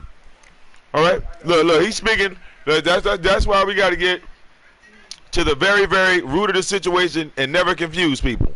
What Jesus Christ told you, all right, is that he didn't come down here for no kumbaya shit. He did not come down here clapping hands, praising, all right, singing and dancing. All right. Anyone that loves their mother and father more than you love Jesus Christ, you don't get in. Okay? This is real. All right? This ain't nothing to think about. This ain't nothing to, you know what I'm saying? That's why I say when you down with Jesus Christ, this is some gang shit. We reading gang codes right now, live on YouTube. Okay? When you really down with Jesus Christ, he said, do not think I came to put peace in here. I came to bring a sword. Well, that's why you see VicDamoane fight and not really be humble, because I'm really down with Jesus Christ. There's nothing in these scriptures that we read told us to sit down and be humble. All right? Now, I want you to think about something. What did Jesus Christ say about the people he disowned, right? Did he say that the people that he disowned, he somehow cared about? Does that say that in the scriptures? He said, whoever disowns me, I disown them to my Father who is in the heavens. All right? So, if Jesus Christ don't give a fuck about you, I really don't give a fuck about you. All right? That's what the scriptures say. Matthew 10:34. Excuse me, 33 and 34. If Jesus don't give a fuck about you, ain't a damn thing I could do for you. You see? That's why Jesus said, be careful who you practice your righteousness in front of. Because right here it tell you, Jesus don't want everybody. Some of y'all are literally just screwed. And that's in black and white. Because you choose to disown and dishonor Jesus Christ. And what did the book say? Whoever did that. Whoever. So me and you, we might be kicking it right now on the earth, but I'm not going to see you in the afterlife. You see? Because that's how that go. All right? And I'm going to show you how real this is. I know many people hear that scripture and probably turn to the person next to them and say, oh man, that's a bunch of bullcrap. And that's what he's talking about. Because well, they can't read it. Yeah. Man against his father, daughter against his mother, friend against friend. Because when somebody says that to you, you should turn back and say, get away from me. Get away from me. Because I love Jesus and the Holy Father. You're not going to turn me away. You're not going to have me down there in the pit. No. Wait. Think about what happened with Moses. Moses and God fell out after he freed him from Pharaoh. This is a ongoing cycle with man. Okay? When God made Adam and Eve, be preaching from the basement. all right? These were the first two to disobey God. Then Noah's son was born. He disobeyed God. There's been disappointment after disappointment after disappointment. And then Jesus gets sent down and we kill Jesus Christ. God don't want to talk to none of y'all. Also, if you look at the Bible for what it is, after you get through the book of Matthew, Mark, and Luke, God's not talking to anybody. They just having, conversations.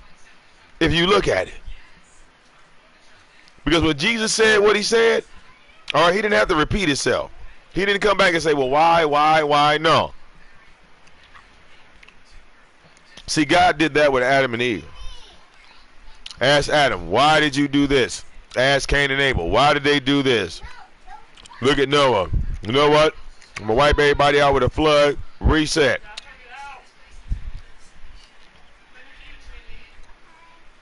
All right. Yeah, I want to piggyback on something that's on the subject. The reason that a lot of preachers teach that the reason that Jesus Christ came was to take the place of the sacrifice. I think that it's more than that. It's kind of like what you said, because God said that when we are in our sinful nature, he can't stand the sight of us. But Jesus Christ sin. His blood. Shield. Between Jesus and God. When we talk in Jesus' name, and we talk through Jesus' blood, the Lord can look down and listen to it. But it's only if it's through Jesus Christ. If you just try to straight pray to God, God will not, especially if you are not doing what you're supposed to be doing, God will not look at you. And that's the reason why the devil has to go every day and give us a report. He gives a report. Well, such and such did this, and such did that. The reason he does that is because God does not look at us. Well, look. If you read through the whole Bible, right, you don't see Satan really disobeying God at all. You see him following orders, like you said. He gave an opinion on Job, huh? But what did God tell him? God said everything that he has is already in your hand. All right. I want you to flip, and we gonna stay in the book of Matthew just for a hot second, right? Because a lot of stuff is right here in this one book. All right. All right. Where are we going to? You look at the book of Matthew. All right. Chapter 4. All right. Verses 8 to 11. Chapter 4.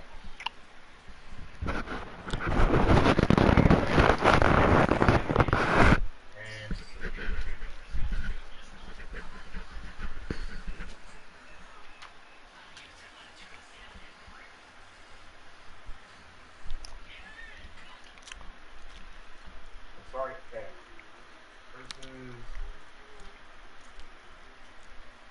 Verses. You said chapter 8?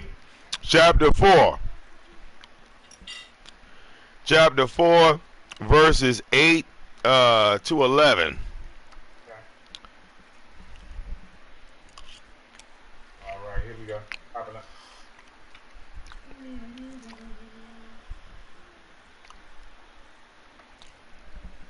All right. I'm ready. Again, the devil took him to a very high mountain and showed him all the kingdom of the world and their splendor.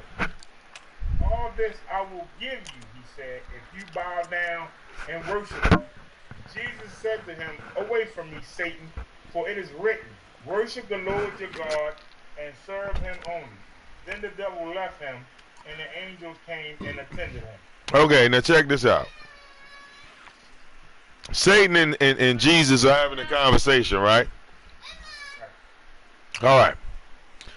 It said it took him on an unusually high mountain. What's the highest mountain in the world? Oh, crap. Mount Sinai? I think either that or Mount Everest, one of them, right? Highest mountain in the world, right? But there is mountains in the world that are unusually high, right?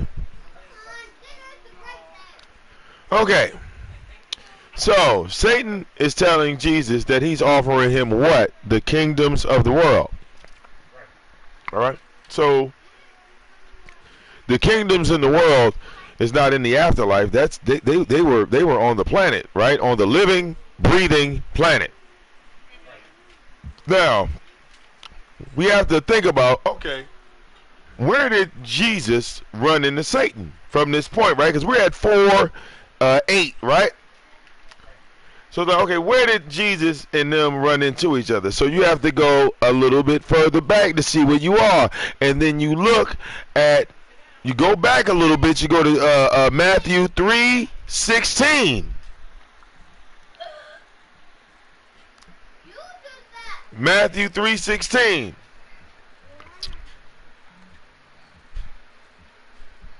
And you get a concept of what's going on right now. Do you see that? In those days, John the Baptist came, preaching in the wilderness of Judea, and saying, well, look, wait. Matthew 3:16. Oh, I thought you said 3:4. Okay.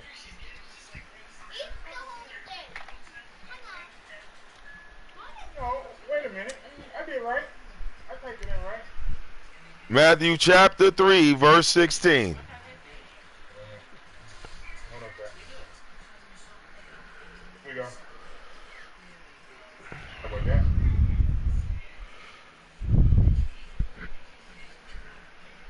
As soon as Jesus was baptized, he went up out of the water. Suddenly, the heavens were opened, and he saw the Spirit of God descending on him like a dove resting on him. And a voice from heaven said, "This is my beloved Son, in whom I am pleased." All right, so now we in the right spot. Okay? We just read Satan and Jesus having a conversation, and I said, where did this conversation jump off at? How did these people meet up? And when we went backwards, we see that at Matthew 3:16, Jesus had just got baptized. Right? This is when it talks about his spirit. The angel, the vessel was created in the water, and it's in the water. And they saw the Spirit like church, the service is going over of God descending, right? Now, a voice from the heavens said, "This is my son." A lot of people have a problem with that word. God is calling Jesus Christ his son, right? So people say, well, God couldn't create a son, right? Let's think about this. They'll acknowledge that God created Adam and Eve, but you're saying that God couldn't create a sperm cell. The same sperm cell that he gave to Adam, he couldn't recreate. Which sounds stupid when you say it like that. You feel me? Oh, he's mad. I got to give him his food. All right, hold on, man. Dang. All right, there you go. Shut up. But Hey, look at. Daisy Duke got my check. Oh, shit, to hell with her. Maybe she can learn something today. But anyway, check this out. When Jesus and God said, "This is my son," this is not the only time this word son was used in the Bible. When you go into Genesis, it talks about the sons of the true God, right? But Jesus was what? Approved,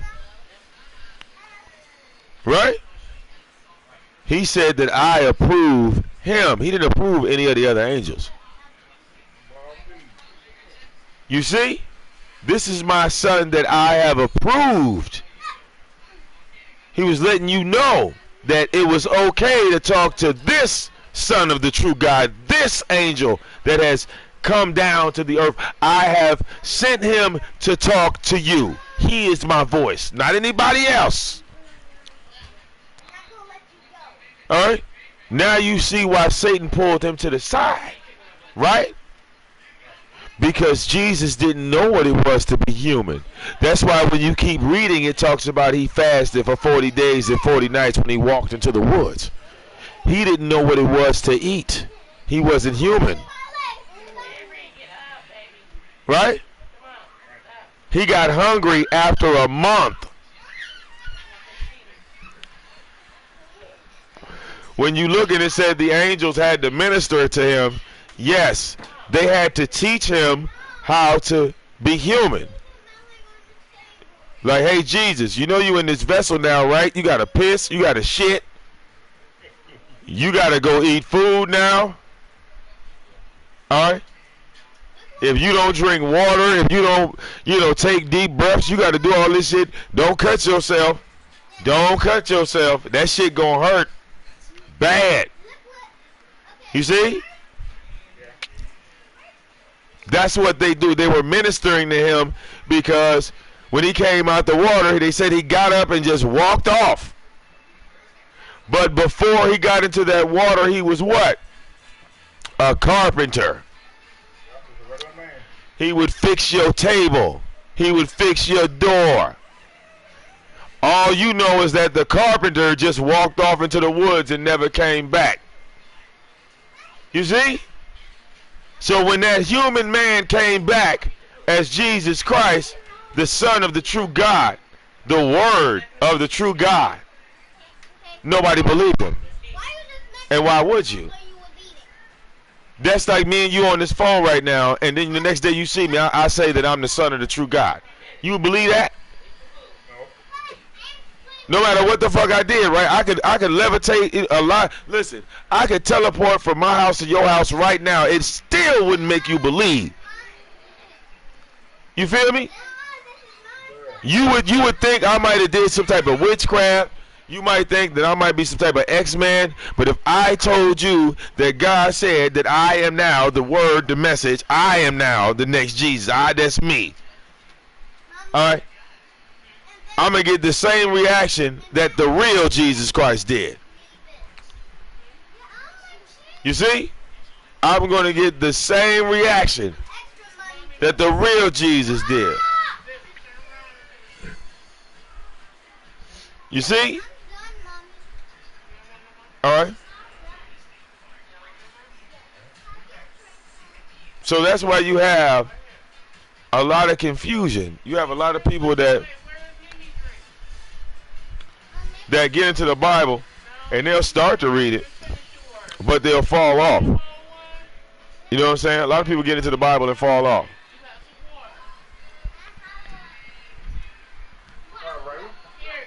Now, I guess, look, somebody is trying to get my attention and say that I'm being a hypocrite. But I look, they never give me a narrative on how I'm being hypocritical. You just can't write the word hypocrite and then say, well, and then I might ask a question like, well, what am I being hypocritical on? And they won't even tell me. They don't have an answer. All right. Now they know I'm a pro, so if you can't tell me what I'm being hypocritical on, I'ma just ignore your ass and just keep talking like you know, like you're not there. Emoji face with rolling eyes. Emoji face with rolling eyes. Emoji raised hand with fingers splayed. Emoji raised hand with fingers splayed. Well, no, I don't think it was disrespectful. I think it was a difference of opinion. But they just don't know how to express themselves. So they just say hypocrite, but, you know, I guess, you know, that's the only word they know. Well, look, let's look up hypocrisy in the Bible. We can help them out right quick, Brother Derek. Check this out. All right. Okay. All right. Snowflake, you're not getting no more. All right, so you can shut up. All right. Now, this is right here. I would say in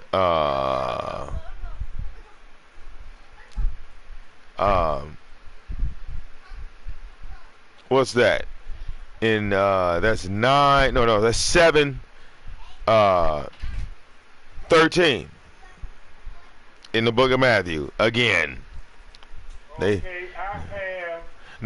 Chapter 7, 13 is go through the narrow gate, because the broad gate is spacious and the road leading off into destruction, and many are going through it. 14, whereas the narrow gate is whereas narrow is the gate and cramped is the road leading into life, and few are finding that road. Alright, that's 7:13. Alright, telling you about the broad and narrow gate. See, you have some people that are going to stay on that broad gate. Alright, or broad road, excuse me. I pulled up a couple verses on hypocrisy, and they actually are close to where you are. Well, yeah. Claims himself to be what he is not, a dissembler in religion. Our Lord severely rebuked the scribes and Pharisees for their hypocrisy. The hypocrite hope shall perish. That's Job 8:13. The Hebrew word here rendering hypocrite rather means the godless or profane, as it is rendered in Jeremiah 23:11. An Well, example polluted with crime. well, yeah, that's what I said. See, this is all from Jesus himself in the book of Matthew. When you look at what he did, all right, to the people that were in the church, it said he chased them people out with a whip. All right, he chased them out with a whip. All right. Now, okay, some people might say, well, VicDamoane, you smoke and drink. But don't the Bible say something about that, Brother Derek? Yes, it does. But in moderation. If you look at it, right, it says at 6:25. On this account, I say to you, stop being anxious about your lives, about what you will eat or what you will drink, or what about your bodies as to what you will wear. Does not life mean more than food, and the body more than clothing? Observe intently the birds in heaven. They do not sow seed, nor reap, nor gather, nor storehouses, yet your heavenly Father feeds them. Are you not worth more than they are? Who are you being anxious? Who of you, by being anxious, can add 1 cubit to his lifespan? Also, why are you anxious about clothing? Take a lesson from the lilies of the field, how they grow. They do not toil, nor do they spin. But I tell you, not even Solomon in all his glory was arrayed as one of these. Now, if this is how God clothes the vegetation of the field that is here today and tomorrow is thrown into the oven, will he not much rather clothe you with little faith? So never be anxious and say, what are we to eat, or what are we to drink, or what are we to wear? So, I'm not worried about this Bud Light in my hand. I'm damn sure not worried about these pork chops. And I sure as hell ain't worried about this motherfucking blunt I lit.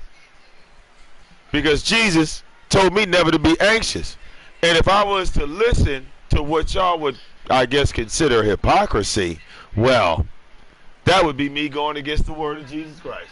And see, I can't do that. Right, Brother Derek? You know, you read this stuff, right? And what does man tell you? Man tells you when you go to the doctor, Brother Derek, oh, watch your cholesterol level. Oh, watch your, hey, you know, your heart rate getting a little too high right there. Take this pill, take that pill. What did fucking Jesus Christ tell you to do? What did he tell you?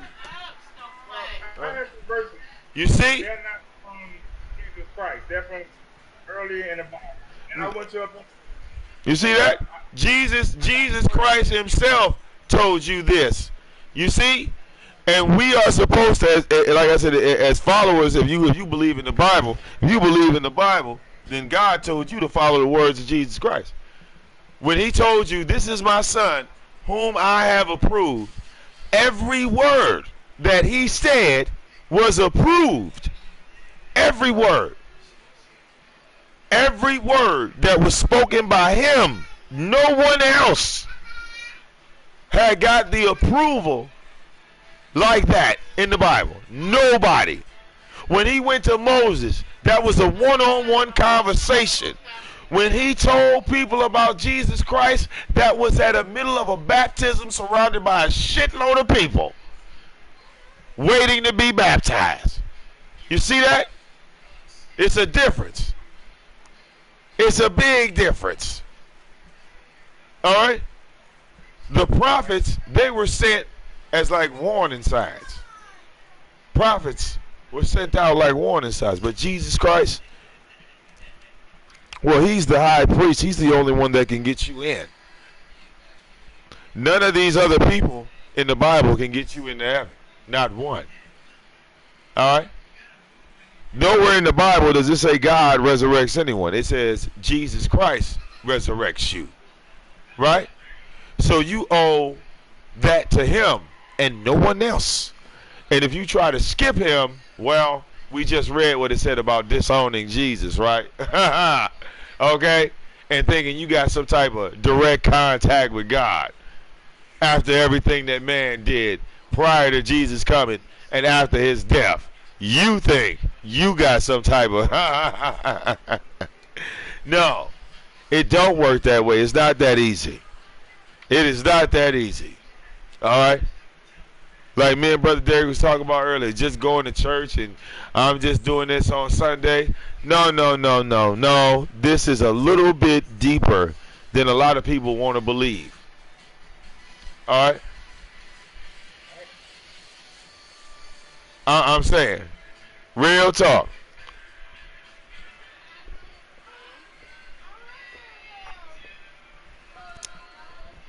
But shoot, Brother Derek, yeah, I have a drink with you. All right? Because they get upset when they say, well, I'm not doing what the Baptist preacher told me to do. Because every time I look in chat rooms and they talk to me about the Bible, they come at me from a Baptist standpoint. So I see the layout of the audience.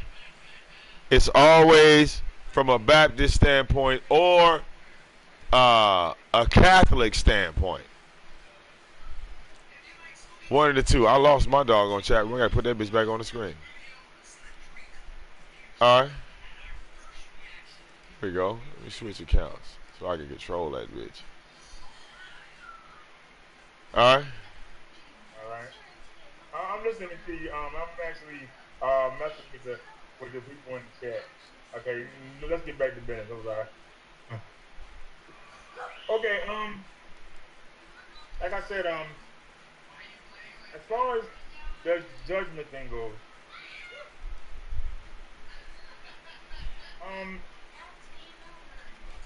to the people in the chat, to my rent holders, just hold them down. I know a lot of them coming from Steve's chat.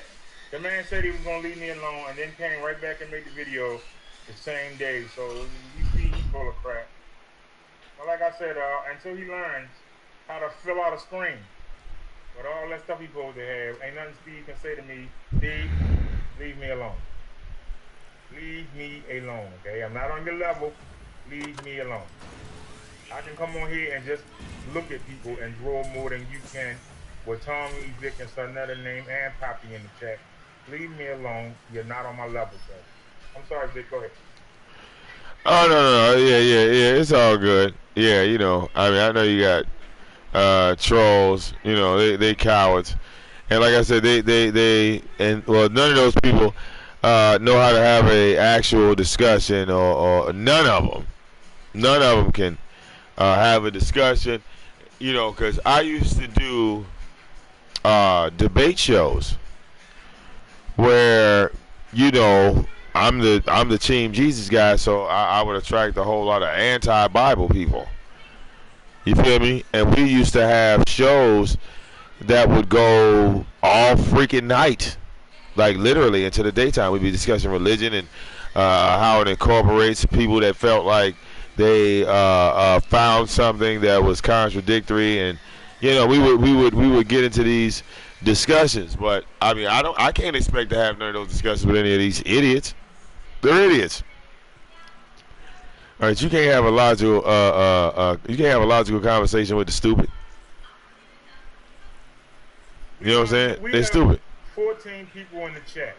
With some of the Army members from Vic chat temporarily just come over to BD57 just to piss trolls. You ain't gotta stay.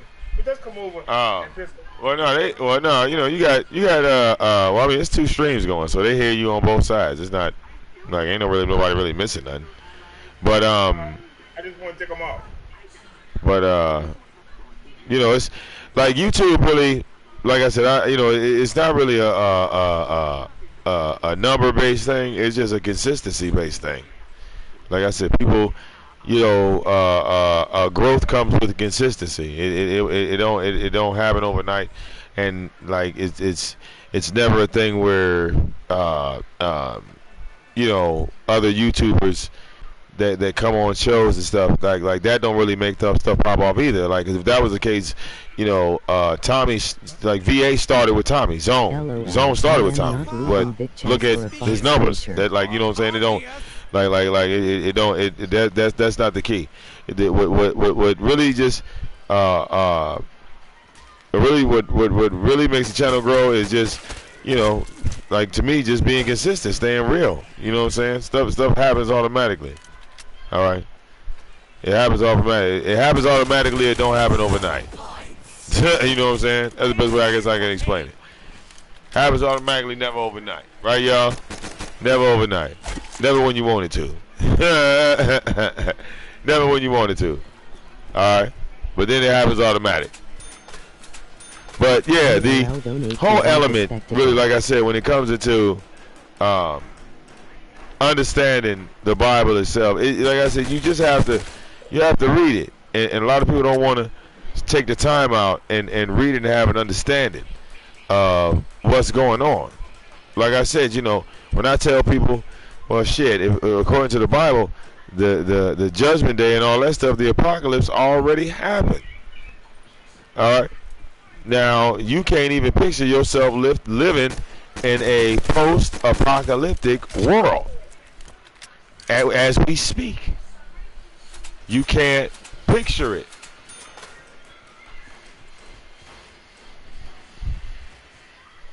You see what I'm saying? You can't picture it saying, okay, we're in apocalypse right now. And then you say, okay, well, you know what? They are cloning pigs. They are, you know, they call this shit stem cell research, and they're doing all this, you know, ungodly shit. All right? But then they put it on the Discovery Channel and say, oh, well, you know, it was a study. You feel what I'm saying? They try to use science as a way to go against the Bible, which is basically like shit like the theory of evolution. The theory of evolution was designed to be anti-biblical, which it is. It goes against the Bible. So how can we say the Bible is real when the scientists grow a man in a damn, you know, machine or whatever? You see what I'm saying? So that's when that's how they, you know, confuse the masses. All right. So like when discoveries happen, like when they just started discovering the bones of the giants and all that, oh, well, you know, we'll just say, you know, we'll discredit that because we already put up the one thing already. You see what I'm saying? It's just a twisted system, all right, that cause confusion and manipulation. You feel what I'm saying? So I'm with it. I'm with it already. See, like I said, it's like there's certain things that even now, you know, it's like I educate my daughter in waves. I don't hit her with everything at once. You feel me? I educate them in waves. All right, Vic. I downloaded scriptures when back in the day, and I want you and I to decipher them on the spot. Now, it's on. I got screen block there. But look, Hebrews 9:27. As it is appointed for men to die once, and after this comes judgment. What's your take on that? Okay, wait a minute. You said that was Hebrews what? 9:27. Hebrews 9:27. What does it say at 28?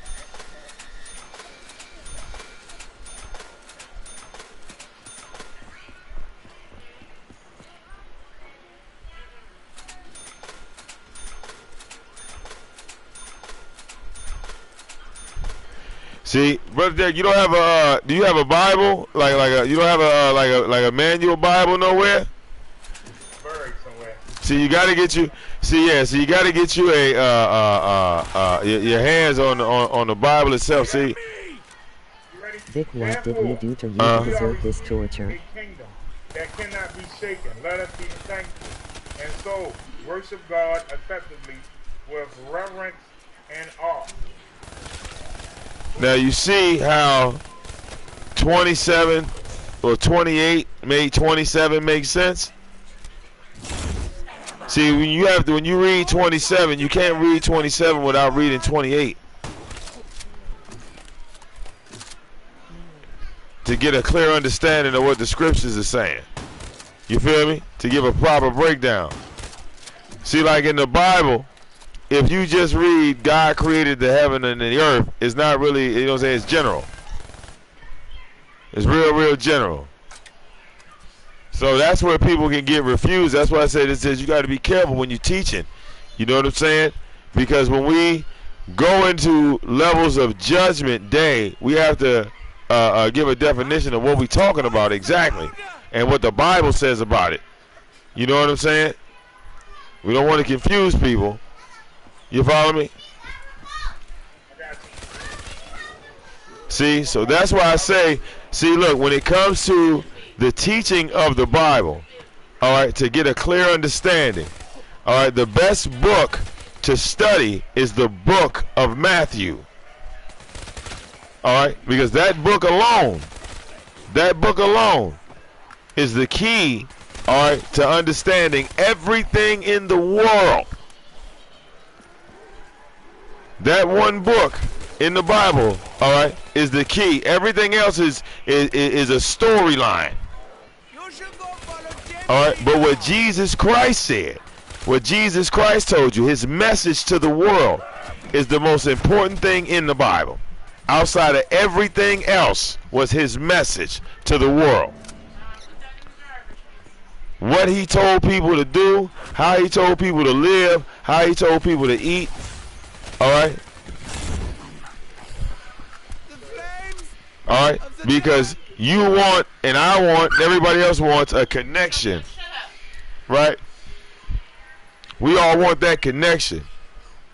So in order for us to get that connection, there's only one person in the Bible that's going to give us that connection.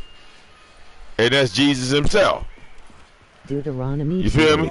Only the Christ. And when you look for, like I said, elements of judgment, right?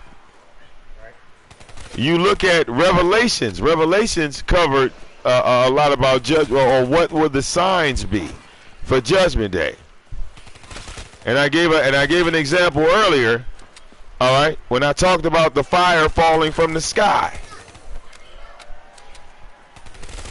All right, and the nation going against nation. If we look around, in reality, these things have already happened.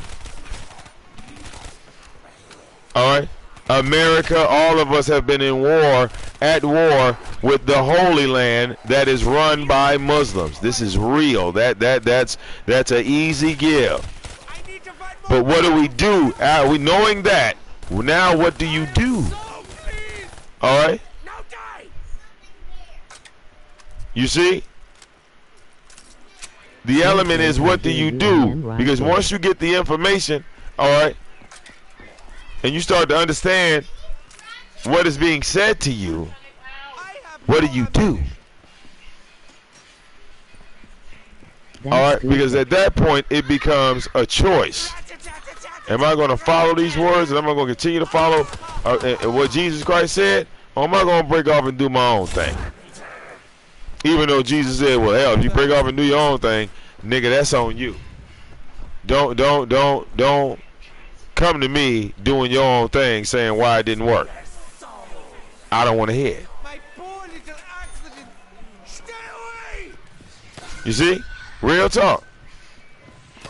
Jesus, the relationship people need to, if they want to get a relationship with Jesus Christ, all right, that's the best thing to do.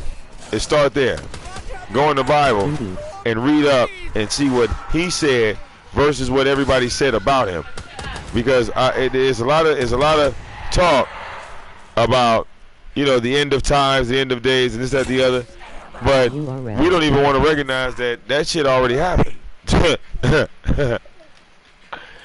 And when it did happen, look. Oh, go ahead. Let's go. Matthew 13:49, and then we're going to go to Matthew 13:51. 39 to 43. Yeah, all that. All of that. Right.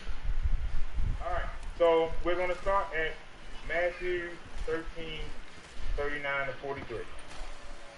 And the enemy who sold them is the devil, and the harvest is at the end of the age, and the reapers are angels.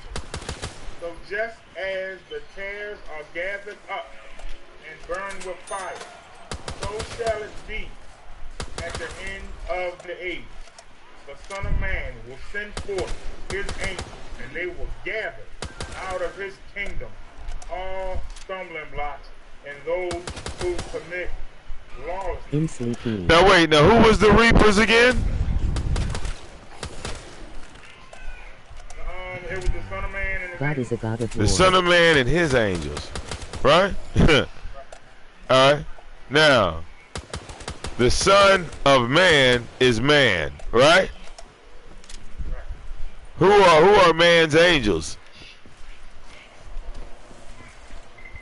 You say who are his angels? Right. What is Jesus saying with that parable? Like, see, that's something to think about. He said, man will send his angels. So what did he mean by that? I'm thinking that he's thinking the good men on earth, or either good men that were martyrs.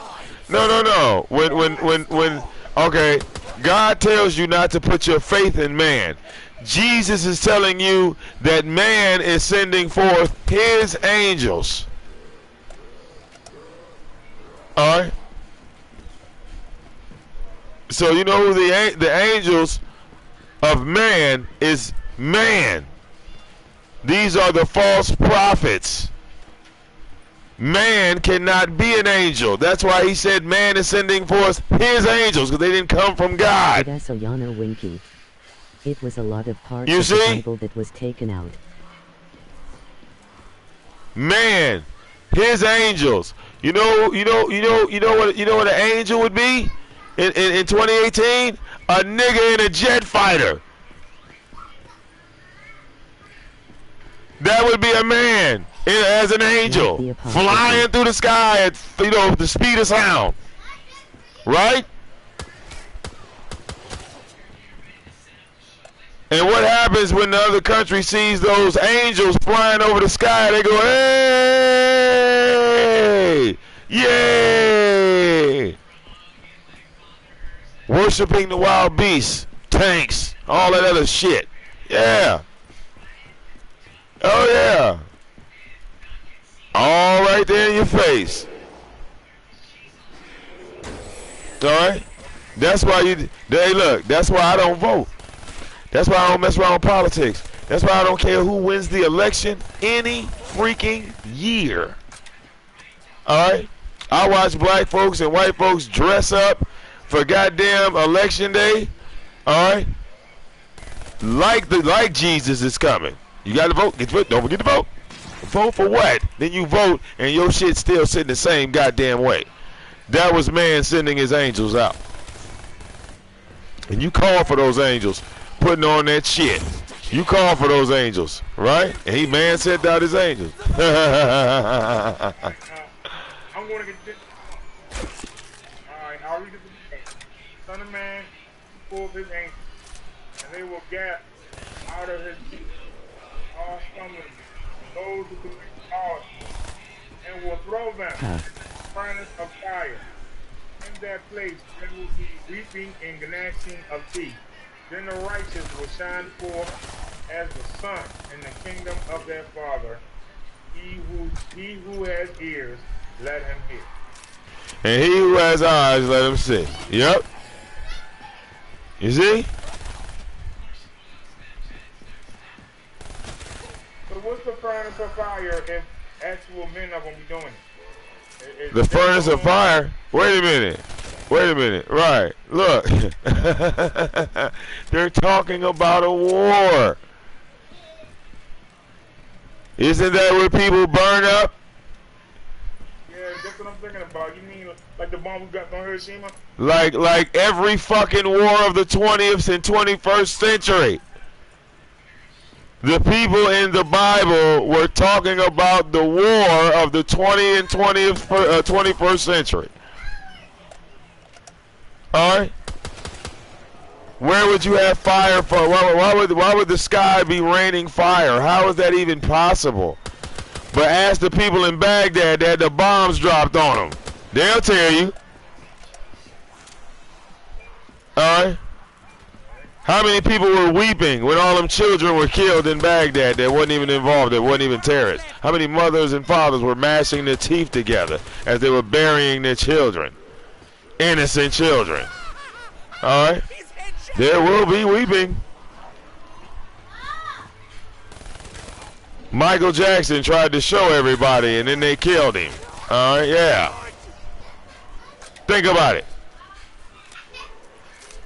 Prince tried to tell people, and they killed him too. All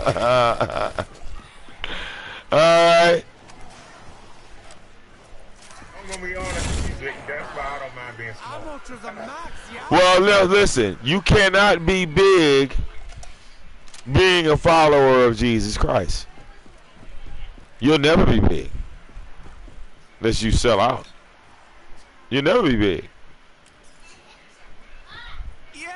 Didn't the Bible just say you couldn't serve two masters? Right? That's what Jesus told you. Can't serve us both. So, rock with Jesus. Well, you got to get what you get. You follow what I'm saying? Whatever he give you, you rock with Satan. Satan will give you everything.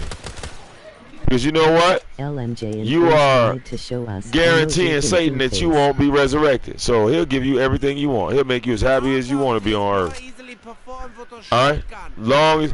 Why do you think all the people on the earth that don't believe in Jesus Christ have so many materialistic things? They're the richest people. They base their lives off money and they have everything materialistically. They have nice cars, they have nice houses, they have an excellent bank account, they got a 401k. Hell, they're gonna have money until they die. All right, real talk. All right, they don't share with anybody. All right, they stingy with their shit. They cut their family off. All of these things, but they miserable, but financially, you know, they set, right? Right. So, you know what I'm saying? Think about that. So these people are mean-hearted. They speak of nothing but evil thoughts and have evil things in their heart. All right. These people, you know, they think they're better than other people. You follow what I'm saying? The people that don't have any connection or relationship with Jesus or the Bible or anything about it. They're the most miserable people in the world, and that's what makes it so easy for the fallen angels to manipulate people like that. All right, because it's not just Satan that fell according to the Bible. It was Satan and 1/3 of the angels in heaven. So see, that's why I said the numbers people don't even pay attention to the numbers. They say Satan did it, Satan did it. What if Satan was in Europe? Shit, might have been another fallen angel that hit your ass. All right. Some of the angels that fell in the Bible never got a name. You feel me? They were just labeled as the 1/3 because they were not approved by God himself. Jesus Christ was the only one that was approved. All right? So anyone that goes outside of that narrative, okay, you're not going to get any results, or you'll get what Jesus Christ tells you. You'll get that reward that you're looking for. You're not trying to build a relationship with God. You're trying to get money, or you're trying to get a following, or you're trying to, you know what I'm saying? And in the biggest I said it before. Jesus, God will never give you a dime. Jesus Christ, I don't give a damn how hard you pray. He'll never help you pay a goddamn bill. All right? Because he didn't make the bill. So he's not going to help you pay it. Sorry. All right? Bible don't work like that. All right? If you pray to the Bible for money, you are still broke. That should be proof right there enough that God don't give out money in the Bible. Period. That's a lie. You'll find everything but how to get $1 in the Bible. Real talk. Yeah, that's why he says give Caesar what is Caesar and give God what it is God. God wants your loyalty, your trust, your faith, and your love. He don't want the money. Well, no, God asks you for 10% of your life. That's what tithing is. He wants 10% of your life. The other 90% is yours. All right? You give him 10%, he gets the other. Well, you give him 10%, and you get the other 90. And that's how that works. Just that simple. Long as you hold up on your end. That's why people look around my house and say, well, VicDamoane, why you ain't got no Christmas lights up? VicDamoane, where your tree at? All right? Did y'all see my daughter with a goddamn Christmas tree? Fuck, did you see anything Christmassy in my house? Matter of fact, on Christmas Day, my mother roasted Tyra at 12 noon, high noon on Christmas Day. All right?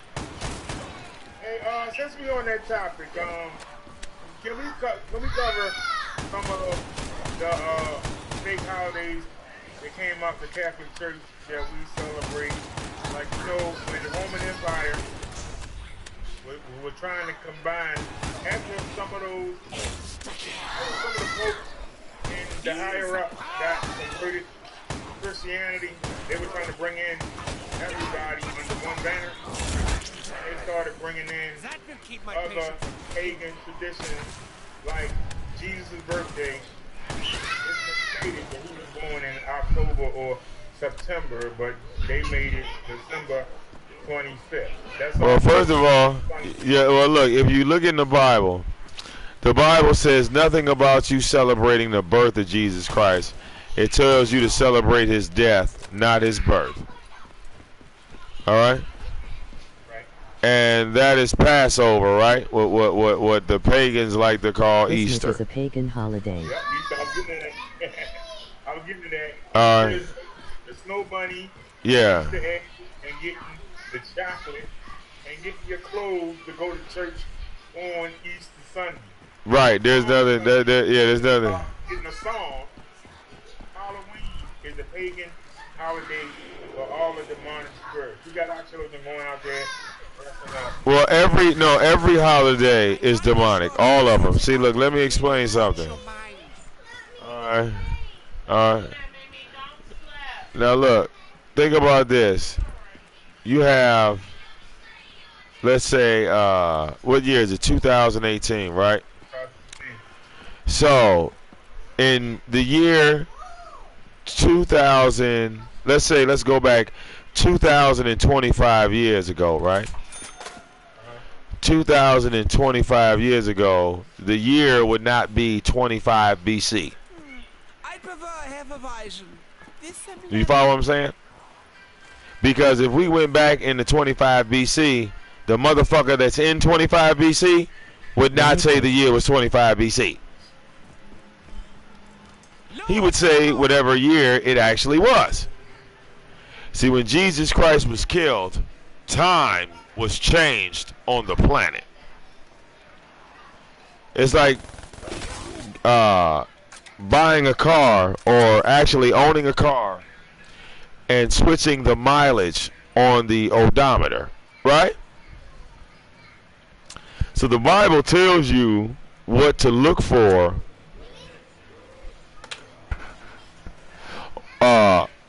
when it comes to celebrating the death of Jesus Christ. But there is no recollection anywhere of the birth of Jesus Christ. But, you know, for some strange reason, they have the birth and death record of Julius Caesar, right? Alexander the Great. The Romans know exactly what year it is, to be honest with you. I mean, the Romans are pretty much all dead, so you know, some secrets went to the grave. But you got to remember, the Romans were the ones that, that switched the calendar around to hide the truth.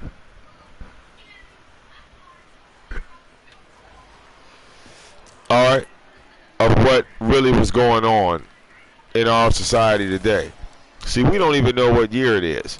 Nobody wants to really admit that, but that's a fact. Nobody knows the actual year. It's not 2018. It's not. All right. The only thing that's symbolized out of our calendar that we use is the death of Jesus Christ. That 2018 years ago, Jesus Christ was murdered on this planet. That's the purpose of the calendar, counting you the days of how many years have passed since the death of Jesus Christ. You feel me? I feel you. Now look, you got Google. All right, you got Google in front of you, right? So you know it's a supercomputer, right? And Oh, what? that's pretty good. Now wait, now look, now listen. 370 gigahertz. Okay, no, I'm talking about Google, the Chrome. It's a supercomputer. Google Chrome. Do you understand what I mean by that? When you look up Chrome, you're looking at a supercomputer. Whatever you type into Chrome, it's supposed to tell us, right? All right. So I want you to open up a brand new Chrome window. We're going to ask Chrome something really, really special. Let me know when you're ready, Brother Derek. We're going to ask Google a real intelligent question. All right? Are you ready?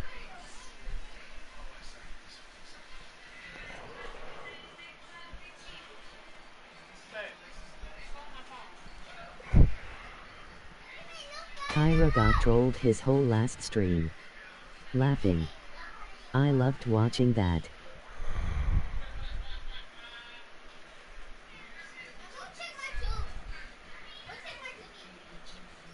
Hey, come on there. Come out of there.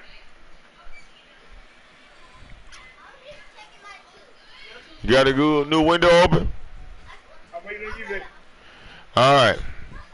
I want you to ask Google, what is the first day of the calendar we use?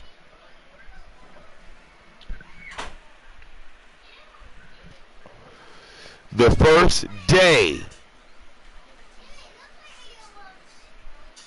All right. It's First day of the calendar we use. right. And tell me what date you see.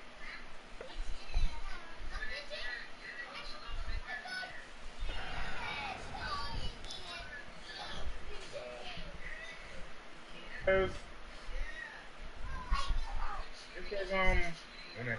trying to find a date.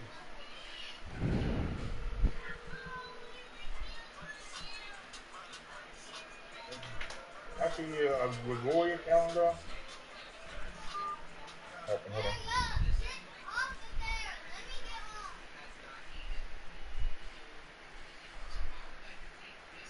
Here, let me pull it up for you. Hold up. I don't want to game. It's asking me about the Gregorian calendar. Right. That's what you use. That's what your calendar is called, the Gregorian calendar. If your calendar was made by the Greeks, your calendar is off the Roman numerals. Yeah, man. That's the name of your calendar, the Gregorian calendar. That's what you operate on. That's what you check off every day. Now, what is the first day of the date of that calendar? What day was the first day of it? What's the origin of that calendar? What's the first day of the calendar? It says back in 1582. No, you ain't went back. You ain't went back far enough then. Following October 4th wouldn't exist. The next day would be October 15th. No. You. Hold on. Let me send you the link so you can see what I'm talking about. Hold up.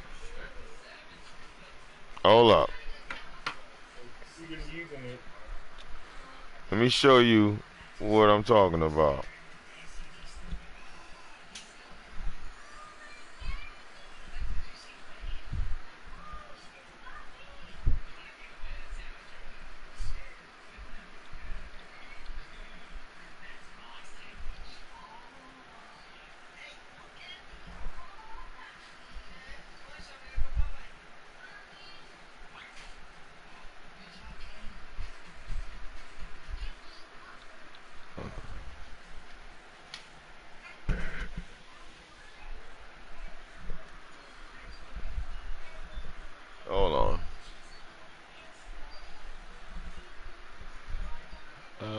gonna send you this link.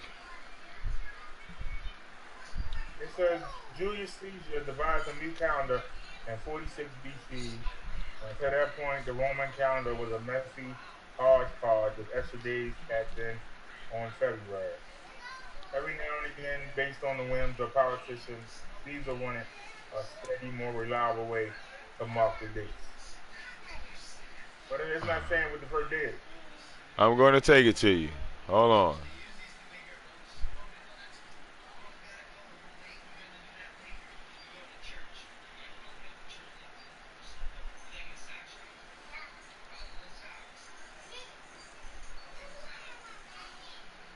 The new year in 709 AUC began on January 1st. Copy. Ran over Hold on. 265 days until the 31st of December. Okay, check. Wait. Check the messages. I just sent you a link. Okay? Okay, let me go to Hangouts. All right, that's it.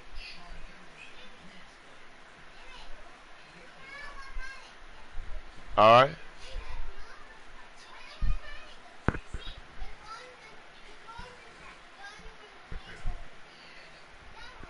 Okay, it's in me a bunch of links. Now, slow down. All right, now I want you to scroll down where it says, okay, it says people also ask. All right, what is the origin of the calendar? When did the first calendar start? Where did the calendar come from? When was the 12-month calendar created? Now you see all that, right? Where it says people also ask, there's 4 boxes.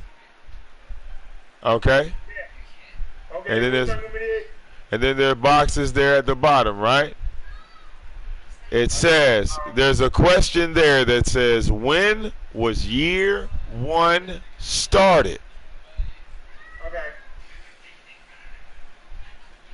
The calendar era is based on a traditionally reckoned year of the conception or birth of Jesus of Nazareth, with AD counting years from the start of this epoch and BC denoting years before the start of the era. There is no year 0 in this scheme, so the year AD 1 immediately follows the year 1 BC. Now right there, Brother Derek, that don't make no fucking sense. Because if there's no year 0, how the fuck did we just jump to 1? You see that? So this calendar is based off the tradition of the conception or birth. No, that can't be right, because according to the calendar, Jesus was born on December 25th. The first comes 7 days after, right? Right. That doesn't make any sense. And now they tell you that there was never a year 0. So what was the fucking year before year 1? There was a year there. There was a year there. I promise you it was. You see? It says year AD 1 immediately follows the year 1 BC. Right. 2,000 years in between. You see? We go from A1 after Christ immediately follows the year before Christ. Exactly. But that's the concept we use to count time. A fucked up system from 2,000 plus years ago was put into place to manipulate the masses. You have years missing. You have centuries missing. A whole lot missing because you have thousands. You have tens of thousands, hundreds of thousands, millions of years missing. Yeah. this calendar definitely wrong. It's an odometer in a car that you drove 200,000 miles and reset the odometer back to 0. So now we'll never know how many miles are on that engine. You see? Yep. No one can say that the Bible is 7,000, 8,000. Where the fuck did you get that math from? That this was 10,000 years ago, 20,000 years, based off what? Not this calendar. I hope you wouldn't count using this bitch. Because if you were, that's why your stories ain't adding up. That's why you can't fit the pieces together. You see? It's confusion. Stop flipping on my couch like that. Now sit down. All right? This is the confusion that Satan has put on the world, but it was put into play 2,019 years ago, Brother Derek. It didn't happen yesterday. It didn't happen in the days of slavery. You see, it didn't happen when motherfuckers got off the boat. It was already in play. All right? So basically, what they're saying is that Jesus, who they say was born on the 25th, even though the calendar ends on the 31, they say it's with the year of the conception of the birth of Jesus Christ. So Jesus died, he was about 33, 32 years old, right? That's what they say in the Bible, or that's what it was said. But now look, I want you to look at another question down there. It says, how many years are in the BC? You see that question there? No, I say, when was year 1 started? All right, keep going down. Keep going down. There's more questions in there. When was year 1 started? And just keep going down. There are more questions there. Who created the calendar we use today? Who made the first accurate calendar? Who named the months of the year? All right, keep scrolling down. Which one should I hit? The one that says how many years are in the BC.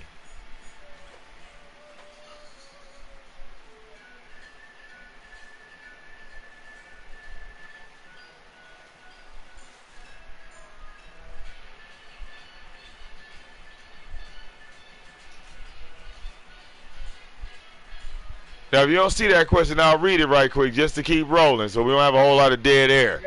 It says, in 2000 AD almost means 2,000 years after Jesus was born. And 2000 AD is actually 1,999 years after Jesus was born.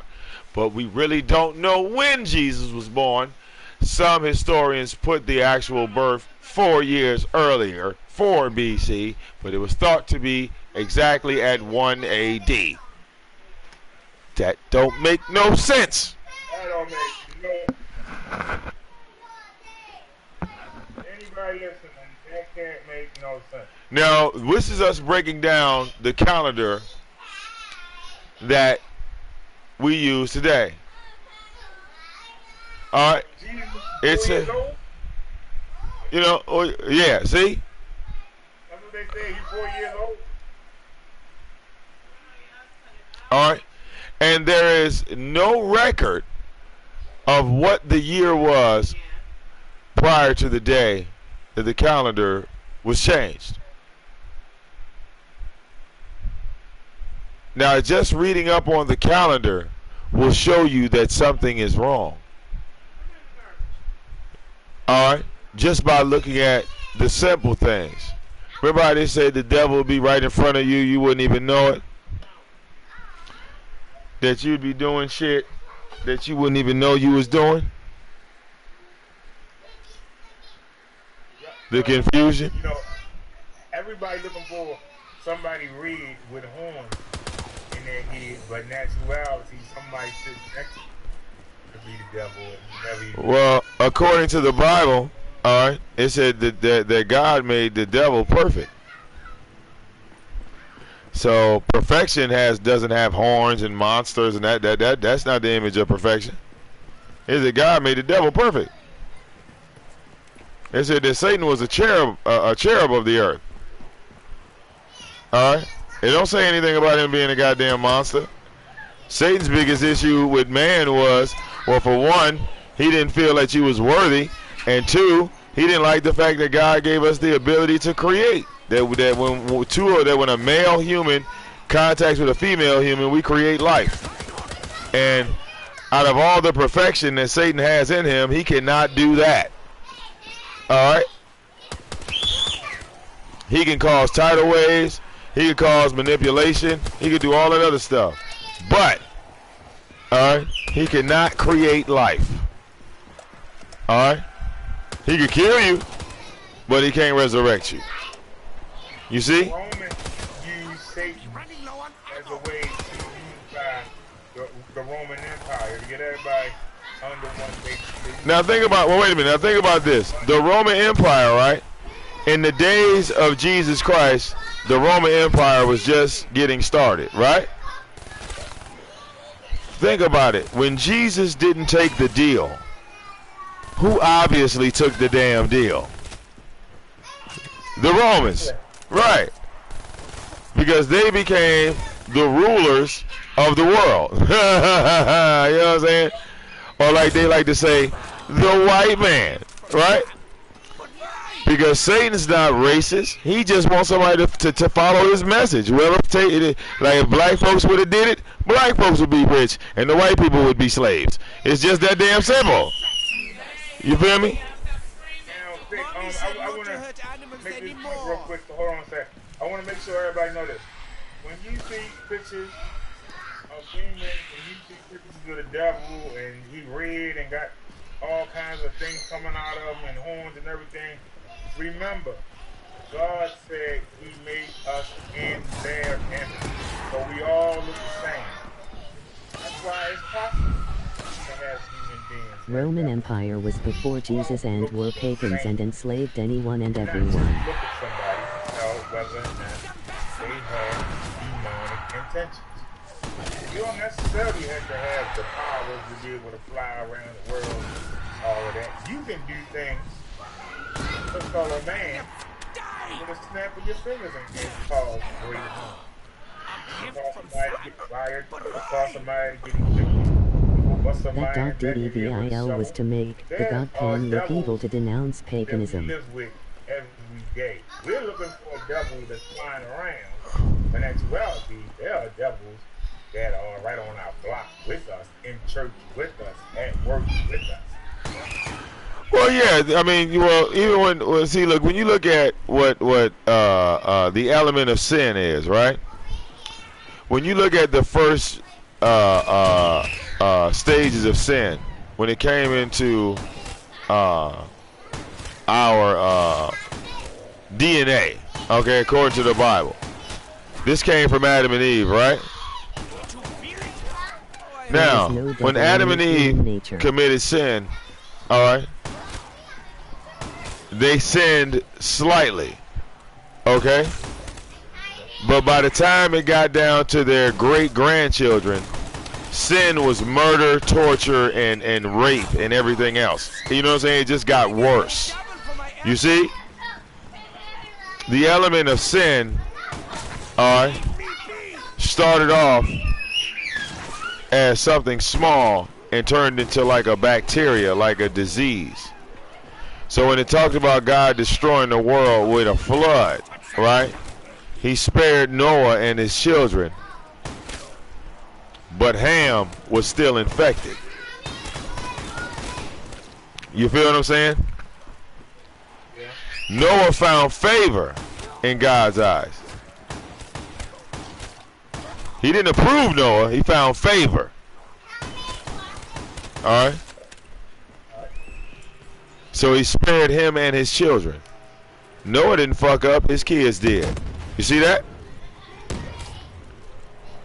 And then by the time it got to his great-great-grandchildren, the cycle started all over again. And you also had another problem, and that the devil didn't want to worship us, and the other angels didn't want to worship us. But they Well, yeah. Well, see, look, if you go to the story, I think that's in the book of Job. If you read chapter 1, just all of chapter 1 is a full breakdown of how Satan feels about humans. And he doesn't have any beef with God at all. Hold on one second. These dogs. Baby, break the door. Mimi, now, y'all hush now. Y'all gonna make that noise. Y'all go play in the room. But that's it. When you look at the argument that Satan puts on the table, he don't have no beef with God. His beef is that God should let us pass off like he did with the people in the flood. That's all Satan's really saying. That Jesus don't need to be resurrected, nobody. All right? They happy with what they got. Look, the angels is like, we've been cool all this time. We don't need nobody else. You follow what I'm saying? See, Satan don't want to be bothered by no freaking human spirit after you gone. He does. Immortality is the last thing he wants for you. All right? He wants you to do your 75 years, 85 years, and wrap it up. The fact that a human being having an afterlife is repulsive to him. It's like Satan looking like all these damn gifts he giving to humans. You feel what I'm saying? We ain't never got no shit. That's his argument. Like, we ain't never got no shit like this. He giving all this shit to them though. Afterlife, they get to create, they get to have babies and shit. We could never do no shit like that. That's why you have some rogue angels that started taking wives for themselves, and the Nephilim was born. That's what I was getting to. That's what I was getting to. All right. It was jealousy. That is, that's really what I think. The man facing sinful nature and also it being mixed with those angels. Even though God drowned. Even though he drowned. Most of. I said stop. I think it was one child of Noah that still had some kind of child. So that later on, after Noah died, I think that the people came right back. Well, no, look, when the flood ended, the only person that had a knowledge of how the world was Ham. All right, and when you go to Genesis, that's in chapter 10. All right. What Noah ends up doing is he tries to cut Ham short and put him at the bottom of the totem pole because he started doing the things that they were doing before the flood. Hence, looking at his daddy naked in the tent. So, what he did to Noah, I mean, what he did to his son is what the Chinese people do now. When you violate the law, not only do you get it, your whole damn bloodline get it, right? So, Ham later gave birth to all of the Canaanites of the world. He is the ancestor of Canaan and the Canaanites. All right, that's their ancient grandfather. All right, so they lived under oppression for 250 years. They were slaves. They were slaves to their own family members. And this went on for 250 years until Noah died. Now, after Noah died, all of the Canaanites rebelled against their fellow brothers, their family members. And in the midst of the rebellion, they said, not only are we going to cut off our family members, but we're going to cut off this God that Noah was following us that allowed him to keep us enslaved. All right, I gotta be a slave to my own fucking first cousin. Like, what kind of shit is that? And we bloodline related, but that's the way the world started after the days of Noah. People always look for who started slavery. Where did slavery come from? Well, if you go in the Bible, it'll simply tell you that Noah was the first individual to implement slavery into the world. Because no one was a slave until Noah said what he said. No one had undergone any of that until Noah said to his two sons, let Canaan be the lowest slave to his fellow brothers. that's when slavery was implemented into the world. All right? The first person to put you in chains was your own goddamn family member. So please stop blaming the white man. He didn't do it. Sorry to tell you. All right? She's fishy, little boy. Hold up.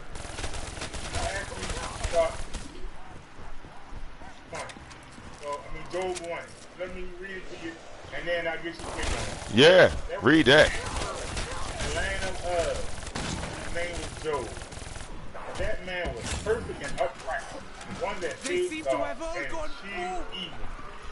And there was born unto him 7 sons and 3 daughters. His substance was also 7,000 sheep and 3,000 camels, and 500 yoke of oxen, and 500 sheep and a very great household, so that this man was the greatest of all men of the east. Now wait, now what are they telling you right there? Now just real quick, he's saying he had all that shit, right? So he was what? He was rich. He was rich. Right. Job had like what that would be considered money, right? That's front money, y'all. Right. Basically, because look at all, he got cattle, sheep, all this shit, right? Okay, go ahead, bro. And his sons went and feasted in their houses, everyone his day, and sent and called for their 3 sisters to eat and drink with them. And this was so, when the days of their feasting were gone about, that Job sent and sanctified them, and rose up early in the morning, and offered burnt offerings according to the number of them all. But Job said, it may be that my sons have sinned and cursed God in their hearts. God makes good see and eat evil. Did Job continually. Now there was a day when the sons of God came to present themselves before the Lord, and Satan also came among them. Okay, now let's slow up a little bit. Now wait. No, don't read too fast. Now I want you to concentrate. It said, who came? The sons of the true God, right? There's that word again, son. Sons of the true God. And who came in after? Satan. So the kingdom of heaven is now open. The 1/3 are the sons of the true God. And who walked in the door last? Satan. All right. Now we have a conversation. Okay, now go ahead, keep reading. The Lord said unto Satan, where comest thou? Or whence comest thou? Then Satan answered the Lord and said, from going to and fro in the earth, Back on a little break again. up and down in. Okay, so wait. Where did Satan say he just came from? Came from walking to and fro in the earth, up and down. On the earth, right? Not that 9th dimension called hell, right? Right. He was on the earth and he popped back into heaven from earth. All right. Okay, keep rolling. The Lord said unto Satan, hast thou considered my servant Job? Is there none like him in the earth? A perfect and upright man, one that feareth God and is sure. Ready to get the fuck out of here. Satan answered the Lord and said, thou shalt fear God, but not. Hast thou not made a hedge Sons about of the him, true gods or and Israelites. about his house, and about all his hands on every side? Thou hast blessed him. Thou hast blessed the work of his Jerome, hands, what up? and his substance is increased in the land. Okay, now stop right here. Now, what is Satan saying right here? All right? Think about it, Brother Derek. Okay, now look. He's back. Wait a minute. He leaves the earth, him and all the fallen angels. They leave the earth and come back to heaven. God didn't invite them, but they all walk back. Okay? And Satan says to God, well, God damn, this nigga, you didn't bless the work of his hands. You put a hedge of protection over him. Do you hear what he's saying? Satan is complaining, right? Like, out of everybody on the earth, this nigga got a hedge of protection. Why the fuck this has so many dislikes like that? All right, now keep reading. Now it's going to get deep.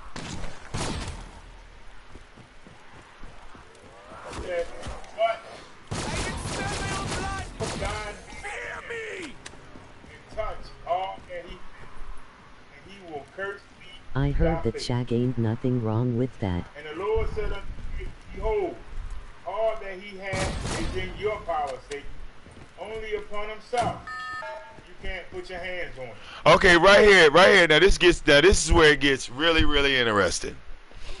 God told Satan, all that he has is already in your hands. Ain't nothing wrong with working hard. Just don't put hands on the man himself.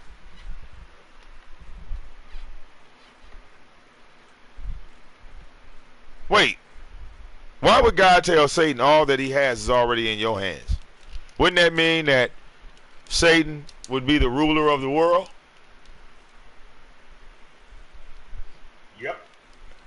And wouldn't it make sense that all of the fallen angels had come back to heaven along with Satan because God was going against his promise, giving Satan the world? Because if Satan has possession of the world, then he should be able to touch everybody. But he came across Job and noticed something different about Job. That's why it said it came a day where all of the fallen angels went back to heaven and Satan went with them. Be right back. Like, what's up? You tripping? Why we can't touch this man? Right. What's up? Everybody else we get to mess with. Everybody else, we got issues. But you didn't bless this motherfucker so hard, he's rich in my shit. And he got all day to praise you. Right? Burning. Look, once again, look, you know what I'm saying? Like their argument to God right now, we couldn't test this nigga if we tried, because every time we get in, we see you. So this shit ain't fair. So what God say? God said everything he has is already in your hand. Just don't lay hands on the man himself. Now, if Satan had a beef with God, he would have killed Job right then, wouldn't he? I'm gonna tell you something right now. Think about it. God, I would have told Job I would have told the devil to get a life. But you see, but no, there was a reason why God did what he did, right? My God. Wait a minute, but where's the audience here? Remember, God already manipulated Satan already manipulated 1/3 of the angels. Okay? 1/3 already believe in him, right? The other 2/3 still rock with God, including Jesus Christ at this point, right? So Satan is trying to make God look hypocritical now. And if he can make God look hypocritical, he'll get the other 2/3. You can make the angel, if the 1/3 questions God, Satan can get the other 2/3. All right, he'll build his own heaven. You see? I got you, but Now, this is now. Like I said, God did what he did for a reason. No, don't do that. Get away. No. What did Satan do to Job? Now keep reading. Now I want you to keep reading. So let's see what Satan did to Job. Go ahead, keep reading. the Lord said to the adversary, look at all that he has in your power. Only don't stretch out your hand against him. That means you can't kill him. So the adversary left the Lord's presence. One day Job's sons and daughters were eating and drinking wine in their oldest brother's house. A messenger came to Job and said, the oxen were plowing and the donkey were grazing nearby when the Sabians took them and killed the young men with swords. I alone escaped death. Oh, slow down. Who killed those people? It gave you a name. Remember those names. Those names are important. Who killed those people? The Sabians. The Sabians, right? So the Sabians, hold on. Now wait, the Sabians are human beings on the earth, not monsters. The Sabians were under what? Demonic possession. Demonic possession. They were followers of Satan and were sent by Satan himself to go kill them kids. Go ahead, keep reading. While this messenger was speaking, another arrived and said, a raging fire fell from the sky and burned up the sheep and devoured the young men. I alone escaped to tell you. Keep reading. While this messenger was speaking, another arrived and said, Chaldeans set up 3 companies, raided the camels and took them, killed all the young men with swords. I alone escaped to tell you. While this messenger was speaking, another arrived and said, your sons and daughters were eating and drinking wine in the oldest brother's house when a strong wind came from the desert and struck the 4 corners of the house. It fell upon the young people, and they died. I alone escaped to tell you. You want me to keep going and start right there? Okay, keep going. There's one more. Job arrived, tore his clothes, shaved his head, fell to the ground, and worshipped. He said, naked I came from my mother's womb, naked I will return there. The Lord has given, the Lord has taken. Bless the Lord's name. And all this, Job didn't sin or blame God. Nah, keep going. Keep going. It's going to get deep.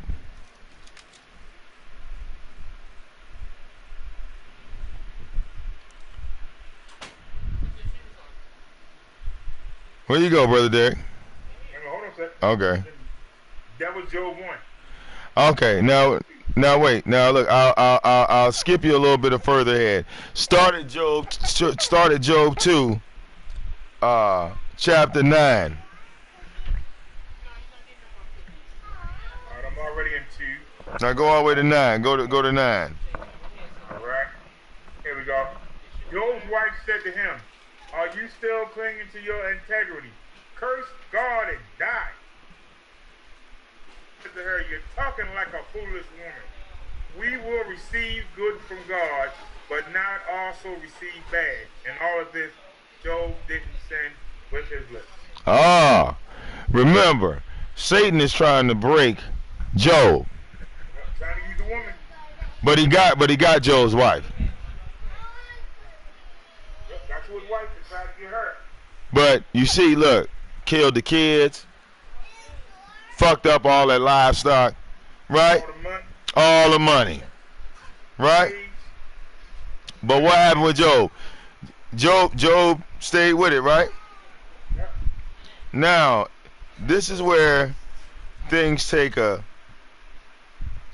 twist and a story that never is told in any church. All right? Start reading at 4:13 and read that all the way to chapter 5. And just keep going. You'll see. Job 4:13.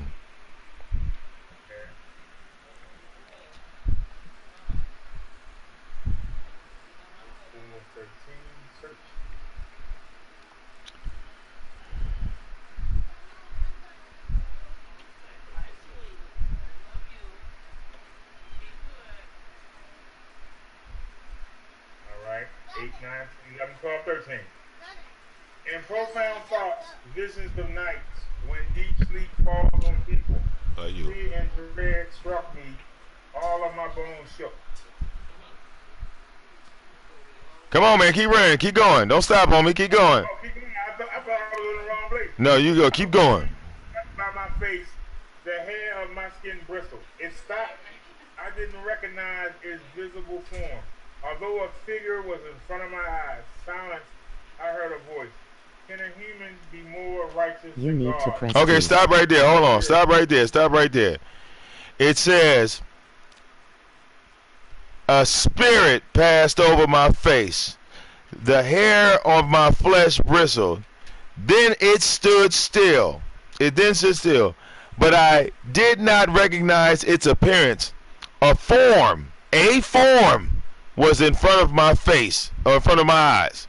There was a calm. Then I heard a voice. Okay, now go ahead, keep reading.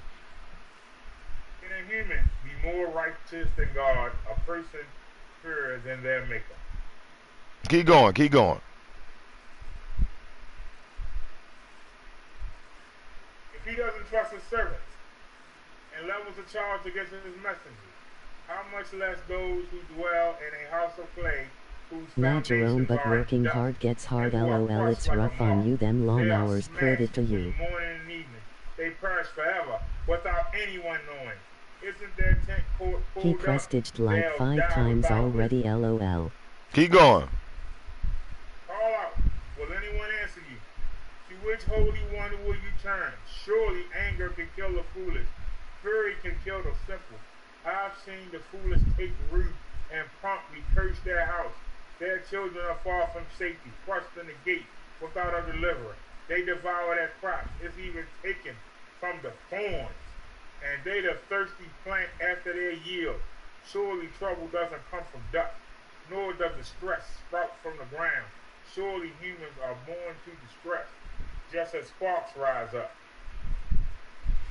Now you know who's talking right here? That's Satan talking to Job. Trying to convince him. Do you see when he said, I have seen the foolish take root? All right? He said, I have seen it. Okay? And look, right here at chapter 5. Right? Look, chapter 5, verse 7. That's why I said I want you to read all that. It says, for man is born for trouble, as surely sparks fly upward. But I will appeal to God, and to God I would submit my case.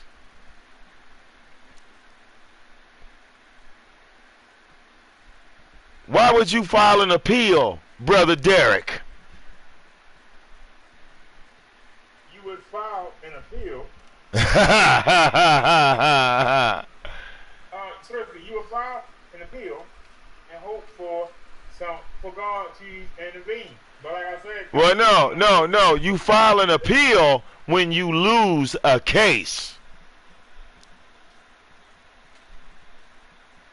The case between Satan and Job was lost.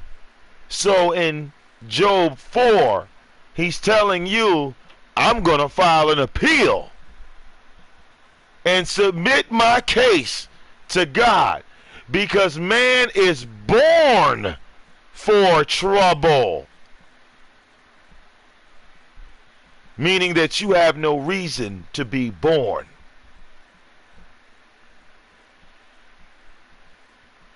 You see? Okay, the words I have are different. That's the problem.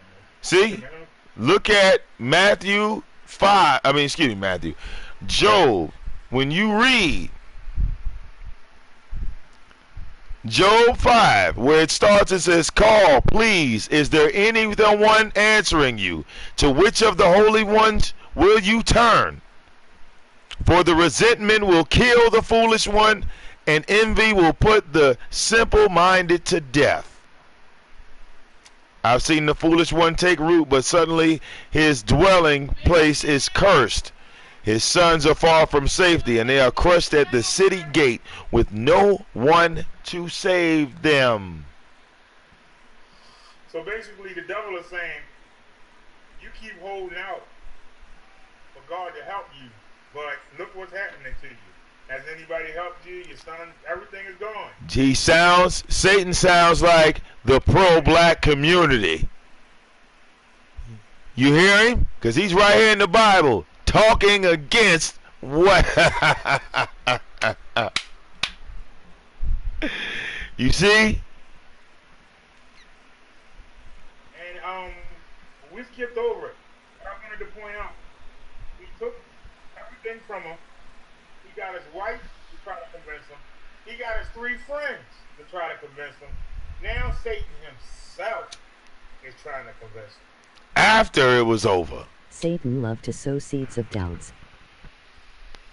So Satan, look, Satan revealed himself. Do you see what this Bible says? It says Job saw Satan. Job. Not the motherfucking everybody else. Job. You see that?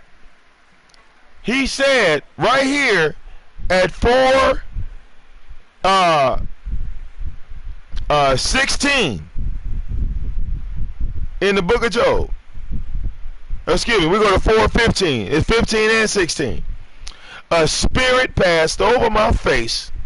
The hair of my flesh bristled. You know what that means? You felt something go across your face. It stopped. I didn't recognize his visible form, although a figure was in front of my eyes. Right.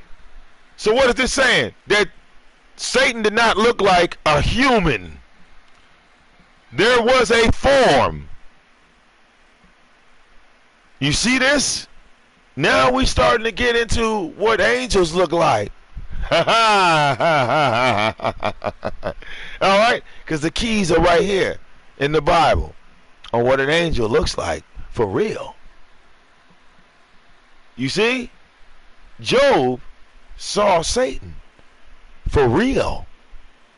Not that shit you see made up. He gives a brief description of what you would see if Satan was to ever come into your presence, and what he would do if he would come in your presence, how he would have no fear in speaking to you.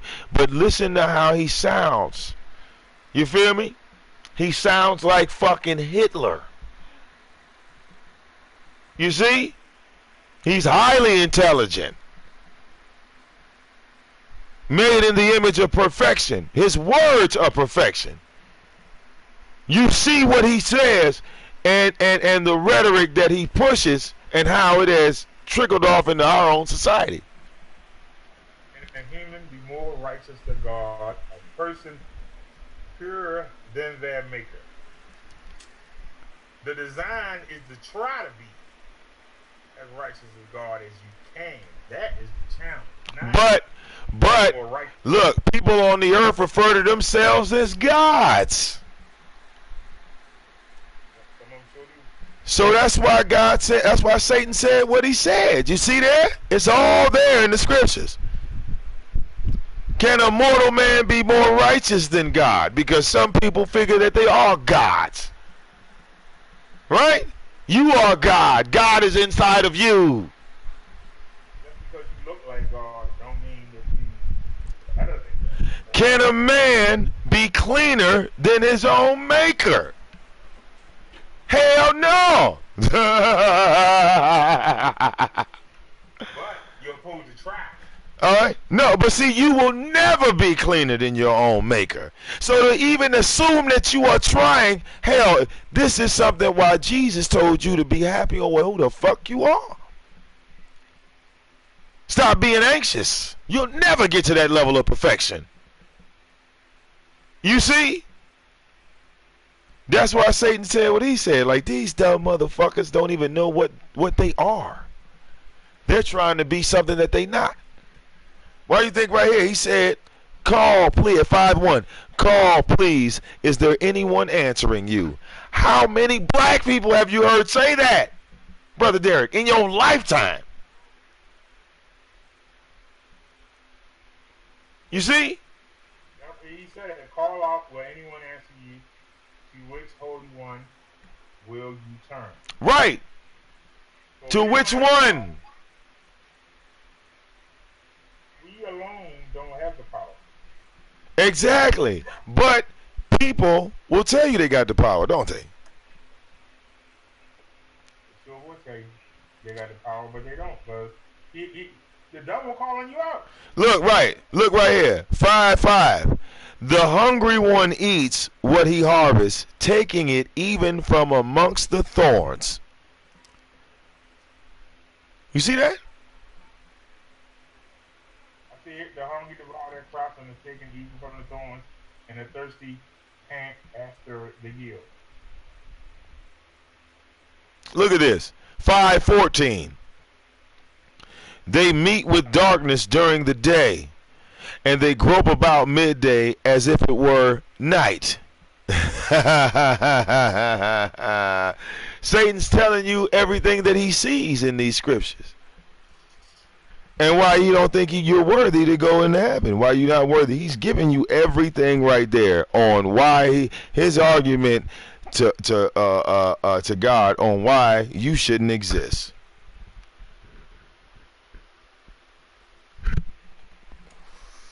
All right. when you talk about the problems of man, oh, don't nobody give you a better narrative of the problems of man than Satan himself. You follow me? Said it right there. You encounter darkness today. That means during the day, when you can see, you really ain't done nothing. And then he said, at noon they fumbled about as if they were in the darkness. Right. Drunk, not giving a fuck, lazy, right? Right. Satan's like, what the fuck are we gonna do with this? This is all I see on earth. A bunch of these motherfuckers running around doing absolutely nothing. So they're gonna come into heaven and do absolutely nothing. That's the plan. Bring these niggas up. Now this is my wallet. Yeah, he rescued the orphans from the sword of their mouth, the needy from the grip of the strong, so the poor is hope. Violence shuts his mouth. I mean, you can do these things, and one of my demons will come along and with some violence and just knock all y'all out the way. So, what have you accomplished? What have you done that stands? You can go ahead and rescue people. You can help people. I'm going to send my people with violence, and it's going to shut you all up. Now look at here how Satan is telling you at 5:17. He says, look, happy is the man whom God reproves. So do not reject the discipline of the Almighty. For he causes pain, but binds up the wound. He breaks apart, but heals with his own hands. He will save you from 6 calamities. Even the 7th will not harm you. During famine, he will redeem you from death. And from the power of the sword during war, you will be protected from the lash of the tongue. And you will not fear devastation when it comes. You will laugh at the destruction and hunger, and you will not fear the wild beasts of the earth. For the stones of the field will not harm you, and the wild beasts of the field will be at peace with you. Look, this is Satan telling you, well, hey man, this is what God can really do for you. Alright? I'm not trying to deter you, even though I'm telling you you a piece of shit. Hey, look, God can hook you up because that's what he did for Job prior to Satan attacking him. Right?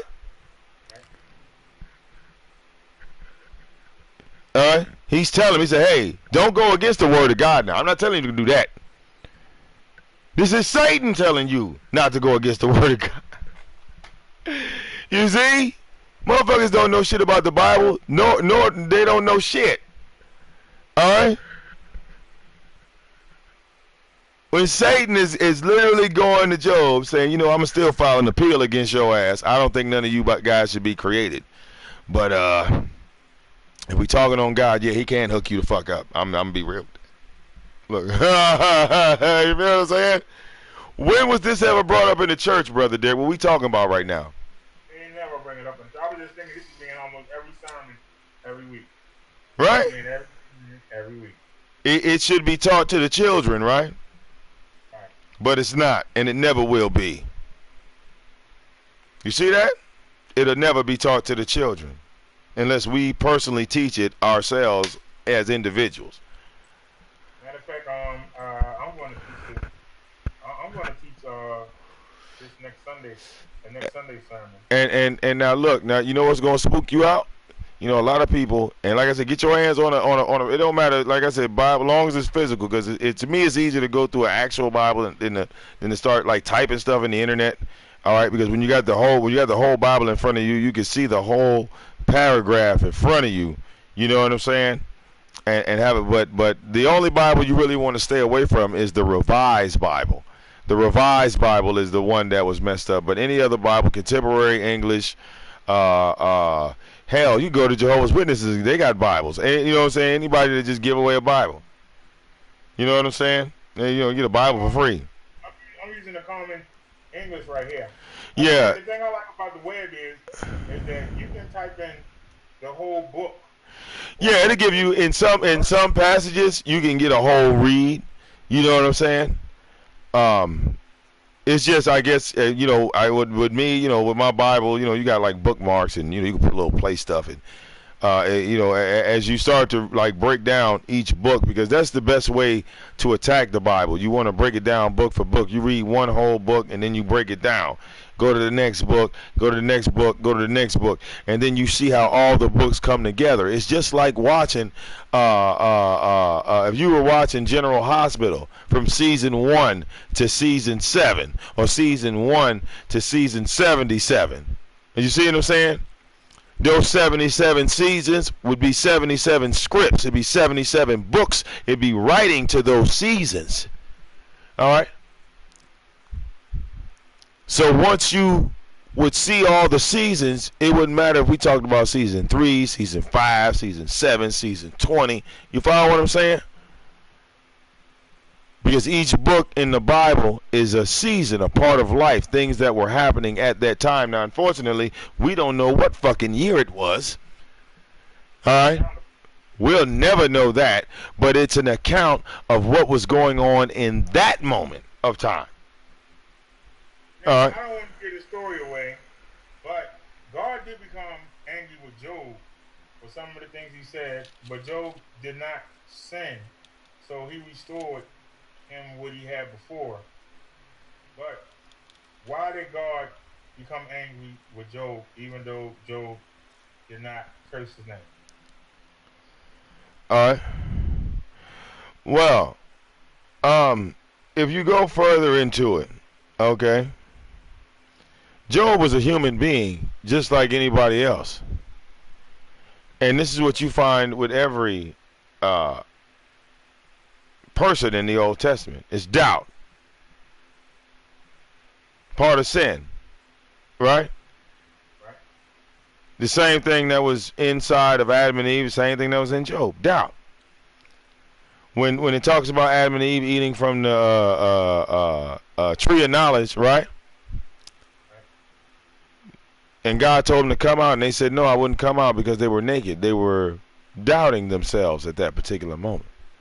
Same thing happened with Moses. Moses told God, hey man, the spies told me not to go over there. But you forget you talking to God Almighty when you say this shit. You know, just that one moment you fucked up royally, because the angels never did that to God. God told the angels to go somewhere. It wasn't no, I can't go over there because, you know, I just can't go over there, man. It's all fucked up. You see? And if we account, Moses did that shit twice to God. He did it with the burning bush. He did it after they got free. All right? God don't really have what we call patience. All right? God don't have patience. You got patience from eating from the goddamn tree. God didn't eat from the motherfucking tree. You tell motherfuckers. All right? When it talks about God forgiving, yeah, he forgave you enough to leave you alive. That's forgiveness on God's angle. He didn't kill you. All right? All right? Outside of that, yeah, what are you crying for? All right? He sent Jesus down. Said, listen to him. All right? I'm not talking to y'all niggas. Straight up. In the Bible. All right? But people, they like I said, they want some answers. Now look, brother, look, I didn't throw a whole lot of answers out here tonight. All right? Now, it's really up to them. You know what I'm saying? To go research and see for themselves. All right? Because you can lead a horse to water, dog. You cannot make him drink. All right? I don't care what you do. You cannot make him drink. There's a lot of information here in the Bible, all right, that will give you an understanding of, you know, why death is, why Satan is allowed to do what he does, all right, why things are the way they are, all right? And, you know, God, I mean, I know a lot of black folks say, well, why don't God hand the world over to black people, right? Well, if you go and read the Bible, he did hand the world over to you. And according to the Bible, black folks fucked it up first. All right? And when we look at black folks as a whole in 2018, what happens when a black person gets a whole lot of money? Does he help his fellow brother? Does he go out and become a good Samaritan for the people? Is this rich brother going and trying to feed the poor? No.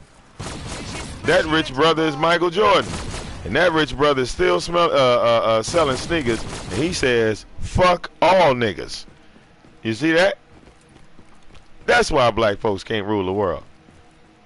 All right? This is the problem that I have with the they pro-blacks. spinning. They always talking about what we had back then, what the Moors did, and all that other stuff.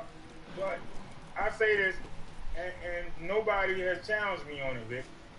Nobody has ever challenged me on it. Show me a place where black people are in charge, all over the world. Show me a place where they got old buildings, great monuments.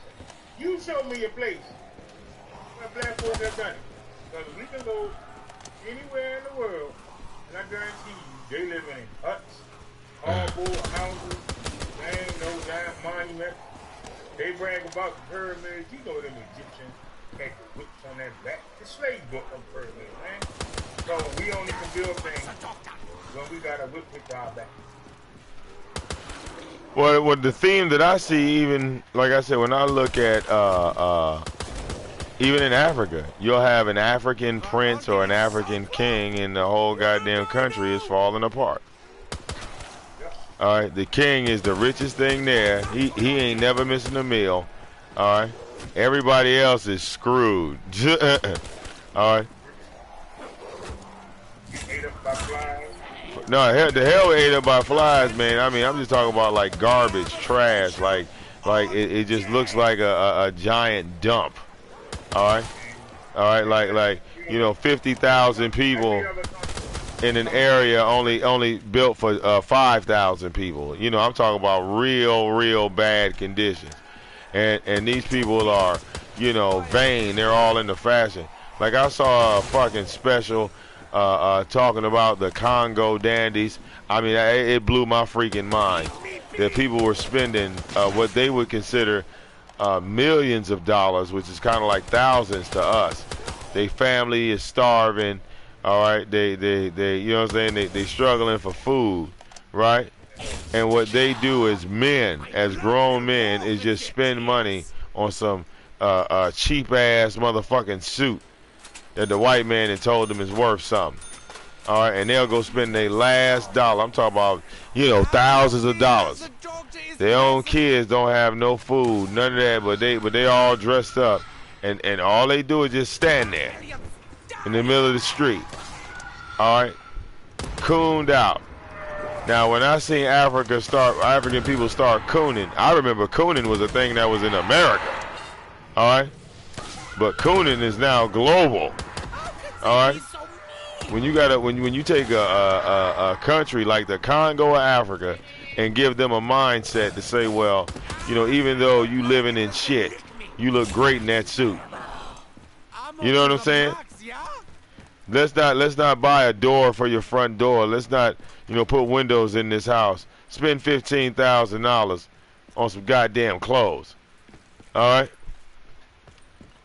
So yeah, it shows you that element of from then to now, because back then we were kings. Back then we were rulers. Look what happened later on. Now you want that same ability back. Hey, well, the only way you're going to do that is invent the time machine. That's the only way you're going to get that shit back. And then the thing is, when you got back around them African kings and queens, they probably kill you on sight. You feel what I'm saying? Don't they realize that in ancient times that people were less tolerable? All right? Like the word no was offensive. You feel me? You could say no to an African queen and your grandchildren would be murdered. You feel me?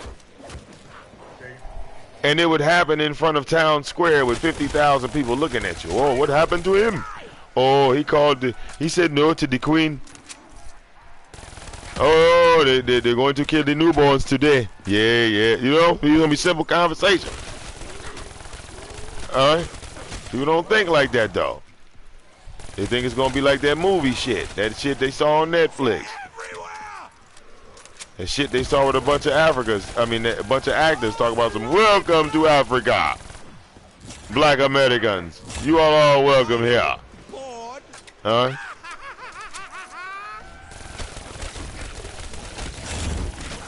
All right, yeah. They don't consider that shit. I'm looking for something big. I'm sorry. I'm here with you. I'm listening to everything you say. I just somebody said that they sent my text something, and I didn't see it in the mailbox when I went out there. It said it was delivered to a reception. You don't have a reception up here, so that's weird. They supposed to email me the tracking number. I'm trying to check real quick on email. Unfortunately, you know I got 26 different emails. One for every channel. That's a beautiful thing. You know? Don't run out of room.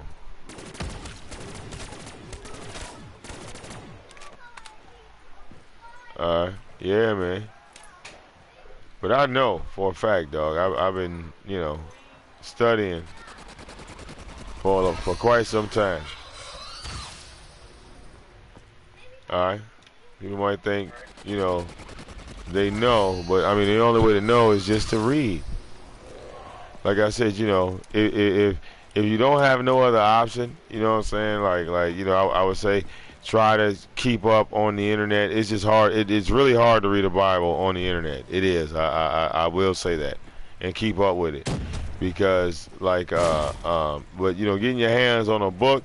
I mean, hey, look, it's just like you know, old fashioned. All right, don't nothing beat a book. You know, as your grandmother would say.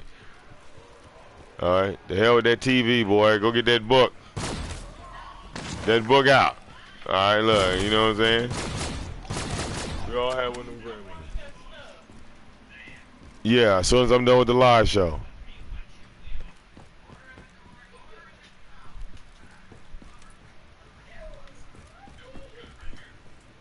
Uh-oh, where you going, Brother Derek? You still there? I'm going to call Amazon, excuse me, Jay, and I'm going to go, when we get off of here, I'm going to go knock on the lady's door and see if it was around there. They said they delivered it Friday. I know I checked the mailbox yesterday, and there wasn't nothing there, and when I came up to the mailbox, the front door was open, some people was in it. They went in and closed it, so I'm going to have to go see what's up. I'm sure all I'm right. realize what it is. They're not going to tell us. Well, yeah, brother, yeah, because I'm gonna have to roll out, man. You know, I got too much going on in my background, dog. I just do. So I'm gonna you know, holler back in a little bit later. All right. Appreciate you, having me on the show. All right, much respect, dude. All right. Thank you for being on the show. You know you my mentor. Yeah. Look, well, you know, look, man. I try, man. I'm not, you know, like I said, I don't see myself as too much anything special. But you know, I'm just try to be consistent, man. I try to be consistent. All right. Yeah, well, appreciate that, bro. But yeah, man, I'll get at you in a minute, man. All right. I'll catch up with you in a second. All right, Vic, I appreciate it. Thanks a lot. Yep. All right, y'all. Yeah, man, I'll catch up with y'all in a hot second.